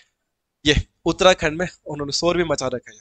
उत्तराखंड में मत्स्य पालन में हिमालयी राज्यों में सर्वश्रेष्ठ। देखो रैंक वाले क्वेश्चन कितने सारे आ गए। मैं कोशिश करूंगा कि एक छोटी सी शॉर्ट क्लास लेके आऊंगा जहाँ पे मैं सारे उत्तराखंड की जो रैंक है वो आपको प्रोवाइड करवा दूंगा। ठीक है। और आपके पास इसका डाटा होगा तो आप कमेंट कर देना, अगर बनाना होगा तो भी बता देना, फिर मैं ट्राई करूंगा, फिर मैं और भी डाटा ढूंढूंगा। रैंक से तो क्वेश्चन आता है ना, खाद्य सुरक्षा में उत्तराखंड की रैंक कौन है ना, वो एटीएम में कौन सी रैंक है, तो बहुत सारे रैंक पेपर में आती है। ध्यान रखना। आपने खुद से पढ़ा है तो बहुत अच्छा, नहीं पढ़ा है तो मैं कर दूंगा, है ना। तो अभी उत्तराखंड में मत्स्य पालन में हिमालयी राज्यों में सर्वश्रेष्ठ राज्य है मत्स्य। ठीक है। ध्यान रखना। मत्स्य पालन में उत्तराखंड की जो रैंक आई है वो टॉप आई है। बट कौन से राज्यों में आई है? हिमालयी राज्यों में। ये बात भी आप ध्यान रखें। पूरी देश में मत्स्य नीति जारी करने वाला राज्य, मत्स्य नीति जारी करी थी किसने? पहला राज्य वो कौन है? उत्तराखंड है। बाकी मेरे दोस्तों, मैं ज्यादा चर्चा इसलिए भी नहीं कर रहा हूँ क्योंकि सच बताओ, लास्ट करंट अफेयर के क्लास में मैंने महासीर मछली के बारे में बताया था आपको, सिंगोली भटवाड़ी जल विद्युत परियोजना रुद्रप्रयाग। वहां पे मैंने आपको मछली के बारे में सब कुछ बताया था। शीत जल मत्स्य की परियोजना भीमताल के बारे में भी बताया था। ये सारी बातें बताई थी, मत्स्य नीति के बारे में भी बताई थी। तो मैं अब दोबारा क्यों लिखाऊं वो चीजें, जब आपको वहां पे लिखा यार आपने तभी याद नहीं करा, तो दोबारा लिख के क्या करोगे? और अगर आपको याद है बहुत अच्छी बात है, और नहीं याद है तो आप पुराना करंट अफेयर देख लो, आपका भी फायदा हो जाएगा और आपको मछली के बारे में सब बातें पता चल जाएगी। ओके। Extra fact. अब बाकी यहाँ पे जो नया फैक्ट था वो मैंने आपको बता दिया है कि मछली उत्पादन में इनका पहला नंबर आ गया है। खत्म हो गई क्या? गोला नदी के बारे में भी मैं बताऊंगा नहीं आपको। गोला नदी क्यों नहीं बताऊंगा मैं यार, मैं प्रीवियस करंट अफेयर के क्लास में इन पे ऑलरेडी चर्चा कर चुका हूँ, है ना, ये दोबारा दोबारा आ गए हैं, तो फिर क्या बात करनी। ठीक है। गोला नदी पे 3,808 करोड़ की लागत से बनेगा जमरानी। जमरानी बांध ऑलरेडी कनिष्ठ के पेपर में पूछा भी जा चुका है, क्वेश्चन आएगा जमरानी बांध। तो जमरानी बांध कहाँ है भाई? हल्द्वानी में है। हल्द्वानी खुद कहाँ है भाई? नैनीताल जिले में है। ठीक है। बाकी गोला नदी पे बना हुआ है, और गोला नदी के बारे में मैंने प्रीवियस क्लास में आपको A to Z फैक्ट बताए। पुराना करंट अफेयर का क्लास देख लो आप, आपका क्लास करंट अफेयर का रिवाइज भी हो जाएगा, और आपको पता चल जाएगा सारी चीजें A to Z इसके बारे में। ठीक है। तो बार बार एक ही टॉपिक के बारे में बात करेंगे तो ये भी उचित नहीं है। ये बहुत इंपॉर्टेंट है, यहाँ से क्वेश्चन बनेगा। और सबसे बड़ी बात है, बहुत कंट्रोवर्शियल डाटा है। ठीक है। अभी तक भी बच्चे पूछ रहे थे कि उत्तराखंड भाषा संस्थान कहाँ है, क्या है, कब बना, तो बहुत पेचीदा सा डाटा है इसका। ठीक है। मैं आज आपको बिल्कुल कंफर्म करके डाटा लिखा दूंगा, ठीक है, विथ प्रूफ के साथ। जैसी मैंने एक बार प्रीवियस करंट अफेयर की क्लास पढ़ाई थी, तो मैंने आपको ऋषिकेश में जो 84 कुटिया है उसका कंट्रोवर्शियल डाटा पढ़ाया था आपको। तभी तो मैं कहता हूँ यार कि उत्तराखंड की कोई बुक ऐसी नहीं है जो सर्वगुण संपन्न होगी मेरे दोस्त। आप कॉल करके जस्ट ये पूछ रहे हो मुझसे कि सर कौन सी उत्तराखंड की बुक पढ़े, बताओ। आप इतने सीनियर समझदार लोग और आप ये पूछ रहे हो, क्या जवाब दूं मैं इसका? आप परीक्षा वाणी पढ़ लो, बहुत है आप, बाकी क्या बुक पढ़ोगे? बाकी हिस्ट्री के लिए अलग, भूगोल के लिए अलग, अर्थशास्त्र के अलग, उत्तराखंड के कल्चर के अलग, उत्तराखंड की जनजाति के अलग, उत्तराखंड की जनगणना के लिए अलग, उत्तराखंड के भूगोल और झील के लिए अलग, उत्तराखंड की नदियों की अलग। ऐसी बुक खरीद पाओगे क्या? तो गैरसैंण में नहीं, अब देहरादून में बनेगा उत्तराखंड भाषा संस्थान। त्रिवेंद्र सिंह रावत जी जब थे मुख्यमंत्री थे, इन्होंने अनाउंसमेंट किया था कि मैं भाषा संस्थान का हेडक्वार्टर गैरसैंण में बना दूंगा। ठीक है। बट अभी जो हमारे मंत्री बने हैं, वो मंत्री कौन बने हैं भाई? सुबोध उनियाल जी। भाषा मंत्री हमारे अभी वर्तमान में कौन है? सुबोध उनियाल जी। सुबोध उनियाल जी ने बोला कि भाई देहरादून ही बनल, और देहरादून में जमीन भी ढूंढियाल बोला। ठीक है। ऐसा कहीं ये भी लिखा हुआ है कि देहरादून में जमीन भी मिल गई है, देहरादून बनाएंगे। जबकि जो पुराना सीएम थे हमारे, पुराने सीएम ने क्या बोला था? गैरसैंण में बनाएंगे। और तब से बनाना होता तो बना देते, तब तक फाइल ऐसी घूम रही है। अब नए सीएम, नए मंत्री आए हमारे, अब मंत्री जी बोल गए कि देहरादून में बनेगा। और जब तक ये बनेगा तब तक क्या पता मैं ही मंत्री बन जाऊं, और फिर मैं बोलूंगा नहीं, ये अब प्लेस जोन में बनेगा मेरे गाँव में। ठीक है। तो यहाँ पे चर्चित विषय ये आएगा पेपर में, ये पेपर में आएगा, ध्यान रखना। मेरा काम बताने का है, मैंने बेसिक सी बातें आप लोगों को बता दी है, आपको ये बातें याद रखनी है। ये पेपर में फंसने वाला है। You want to last concept good, क्या हुआ होगा?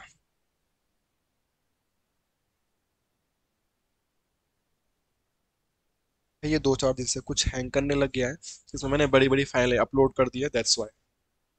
ये फोटो मोबाइल से खींचो ना, तो मोबाइल में 2-3 MB 5 MB की फोटो अपलोड हो जाती है, 50-60 फोटो अपलोड हो रही, तो फाइल हैवी बन जा रही है। अदरवाइज ये ज्यादा हैवी फाइल एक्सेप्ट करता नहीं है,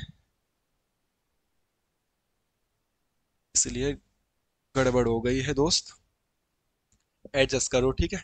और क्या कर सकते हो कि मेरे को एडिटिंग भी नहीं आती कि मैं इस वीडियो को एडिट करके काट पाट के अपलोड करूँ। प्योर जैसा मैं पढ़ाता हूँ, मैं सीधा डायरेक्ट वही अपलोड कर देता हूँ। ये था वो फोटो।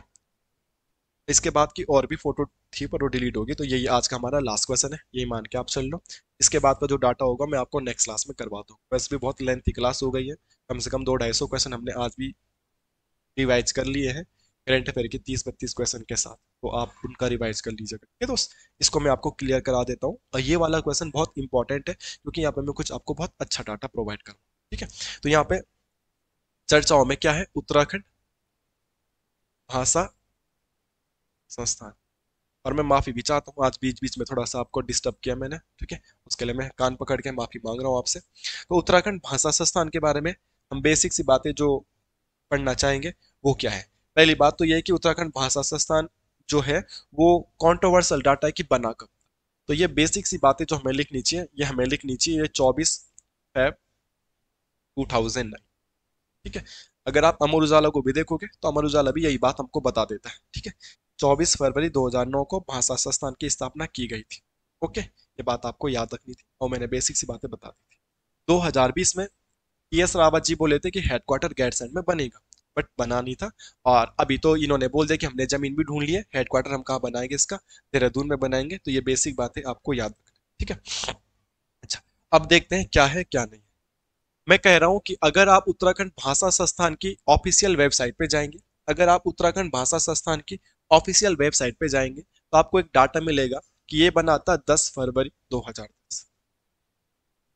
असलियत में जहां तक मुझे जानकारी है, आप में से कोई सीनियर भाई बहन होगा मेरा, तो दोस्तों, भाइयों, दीदियों, आपने भी यही पढ़ा होगा। मैं बेसिक सी बात हमने यही पढ़ी होगी, क्योंकि मैं भी जितना पढ़ता हूँ तो यही चीजें देखने के लिए मिलती है कि भाषा संस्थान 24 फरवरी 2009 को बना था। अमर उजाला भी यही बोलता है, बट इनकी वेबसाइट अगर आप जाओगे, उत्तराखंड भाषा संस्थान की जो निदेशक है, जो आईएएस ऑफिसर है, वो स्वाति एस भदौरिया जी है। ठीक है, ठीक है। तो स्वाति जी के बारे में जब पता करोगे या आप वेबसाइट पे जाओगे तो आपको ऐसी चीज भी देखने के लिए मिलेगी। ये 2010 10 फरवरी को इसकी स्थापना हुई थी। हाँ, वहां पे लिखा है कि 2009 की नियमावली है, 2002 की नियमावली है। तो ध्यान रखना, वैसे बेसिक सी बात, यही डाटा हमें देखने के लिए मिलता है। अगर ये ऑप्शन में नहीं है, ऐसा कुछ है, तो 10 फरवरी 2010 भी आप कर सकते हैं। अब आप कमेंट ना करें, अब मुझे यहाँ पे गलत मत ठहरा देना। मैं पहले ही आपको बता चुका हूँ कि कंट्रोवर्शियल डाटा है, कहाँ कहाँ से इसके सोर्स है मैंने आपको बता भी दिए। ऑफिशियल वेबसाइट पे जाके आप भी चेक कर सकते हैं अगर आपको कोई प्रॉब्लम होगी, ठीक है मेरे भाई। ठीक है, बाकी मेरे को भी क्या पता, मैंने तो बनाया नहीं है। हम भी किताब पढ़ते हैं आपके जैसे, वेबसाइट पे लिखा है ऑफिशियल वेबसाइट पे, तो मैंने बता दिया है आपको। स्वाति एस भदौरिया जी को आप सर्च मारोगे, हिंदी भाषा निदेशालय, वहां से आप वेबसाइट के अंदर घुसोगे, वेबसाइट के अंदर घुसोगे तो आपको डाटा मिलेगा। तो जब हम उत्तराखंड भाषा संस्थान के बारे में पढ़ते हैं, तो इसके अलावा हमको कुछ और चीजें भी पढ़ लेनी चाहिए। और चीजें क्या पढ़ लेनी चाहिए वो देखते हैं। उत्तराखंड लोक भाषा व बोली अकादमी, अगर ऐसा क्वेश्चन आ जाएगा, उत्तराखंड लोक भाषा एवं बोली अकादमी, ऐसा क्वेश्चन भी आ सकता है। ठीक है, इसके अलावा एक अकादमी आती है, उर्दू फारसी अकादमी, उत्तराखंड में। इसके अलावा उत्तराखंड में पंजाबी को भी बढ़ावा देने के लिए पंजाबी अकादमी की भी क्या की गई है, स्थापना की गई है। तो जब हम भाषा संस्थान के बारे में पढ़ रहे थे, तो इन बेसिक अकादमी के बारे में भी हम लोगों को जानकारी प्राप्त कर लेनी चाहिए थी मेरे हिसाब से। तो सबसे पहले बात करेंगे 10 अगस्त 2016 पे, जो है उत्तराखंड लोक भाषा एवं बोली अकादमी। ये बना था 10 अगस्त 2016 को। ये बेसिक बात है, आपको याद रखनी है। उत्तराखंड बोली भाषा अकादमी 10 अगस्त 2000। ठीक है, हेडक्वार्टर अभी बना ही नहीं बोली भाषा वालों ने, भाषा संस्थान उसी के साथ रहेगा। बाकी सारा काम इनका कहाँ पे चल रहा है, देहरादून में चल रहा है। सभी बड़े ऑफिसर कहाँ है हमारे, देहरादून में ही है, तो ये देहरादून ही चल रहा है तब से। ठीक है, अब बाकी बात करते हैं इनकी। तो ये बने हैं 2013 में, उर्दू अकादमी और ये अकादमी, ये बने आपके लगभग 2013 के। तो आप इन दोनों को याद कर सकते हैं। उर्दू फारसी अकादमी का भी डेट आपको मिल जाएगा, इसका भी आपको डेट मिल जाएगा, लगभग 22 जुलाई आपको डेट मिलेगी। और इनके अकादमी बने थे। अगर आप ये लिखना चाहते हैं तो लिख सकते हैं। इनके बारे में और भी चर्चाएं कर सकते थे, आप भी इनके बारे में सर्च करना। एक बार आप उत्तराखंड भाषा संस्थान के ऑफिशियल वेबसाइट पे जाना, आपको वहां से और भी अच्छा और सबूतों के साथ डाटा मिलेगा, तो आप और डाटा यहाँ पे कलेक्ट कर पाओगे। लिख लेना, क्योंकि बहुत स्ट्रॉन्ग फीलिंग है कि यहाँ से कुछ क्वेश्चन पेपर में आ सकता है, क्योंकि बड़ा कंट्रोवर्शियल डाटा यहाँ का रहता है। बाकी मैंने आपको सोर्स बता दिया है, किसी बुक को पढ़ने की जरूरत नहीं है। आप ऑफिशियल वेबसाइट पे जाओगे तो वहाँ पे आपको कुछ ज़्यादा चीज़ें आसानी से मिल सकती है। ठीक है, बाकी मैंने बता दिया है दोस्त, सॉरी भी बोल दिया है मैंने। आज की क्लास की कुछ गलतियाँ हुई तो मैं पहले सॉरी बोल देता हूँ। कमेंट करके बता देना आप लोग भी, मैं उस कमेंट को पिन कर दूंगा, और फिर अब जो लोग कमेंट करने वाले होंगे वो कमेंट को पढ़ लेंगे, जो गलतियाँ होंगी वहां से वो भूल चूक माफी करके वो सुधार कर सकती हो। बाकी क्लास करते हैं, काफी लेंथी हो गई है क्लास। अगर आपको पसंद आई होगी तो आप शेयर कर देना अपने एक दो यार दोस्तों को, व्हाट्सएप इंस्टाग्राम पे या टेलीग्राम के कुछ ग्रुप चैनलों में भेज देना। और नहीं पसंद आई होगी तो फिर क्या कर सकता हूँ, नेक्स्ट टाइम में और बेटर करने का प्रयास करूंगा। Thank you, bye bye.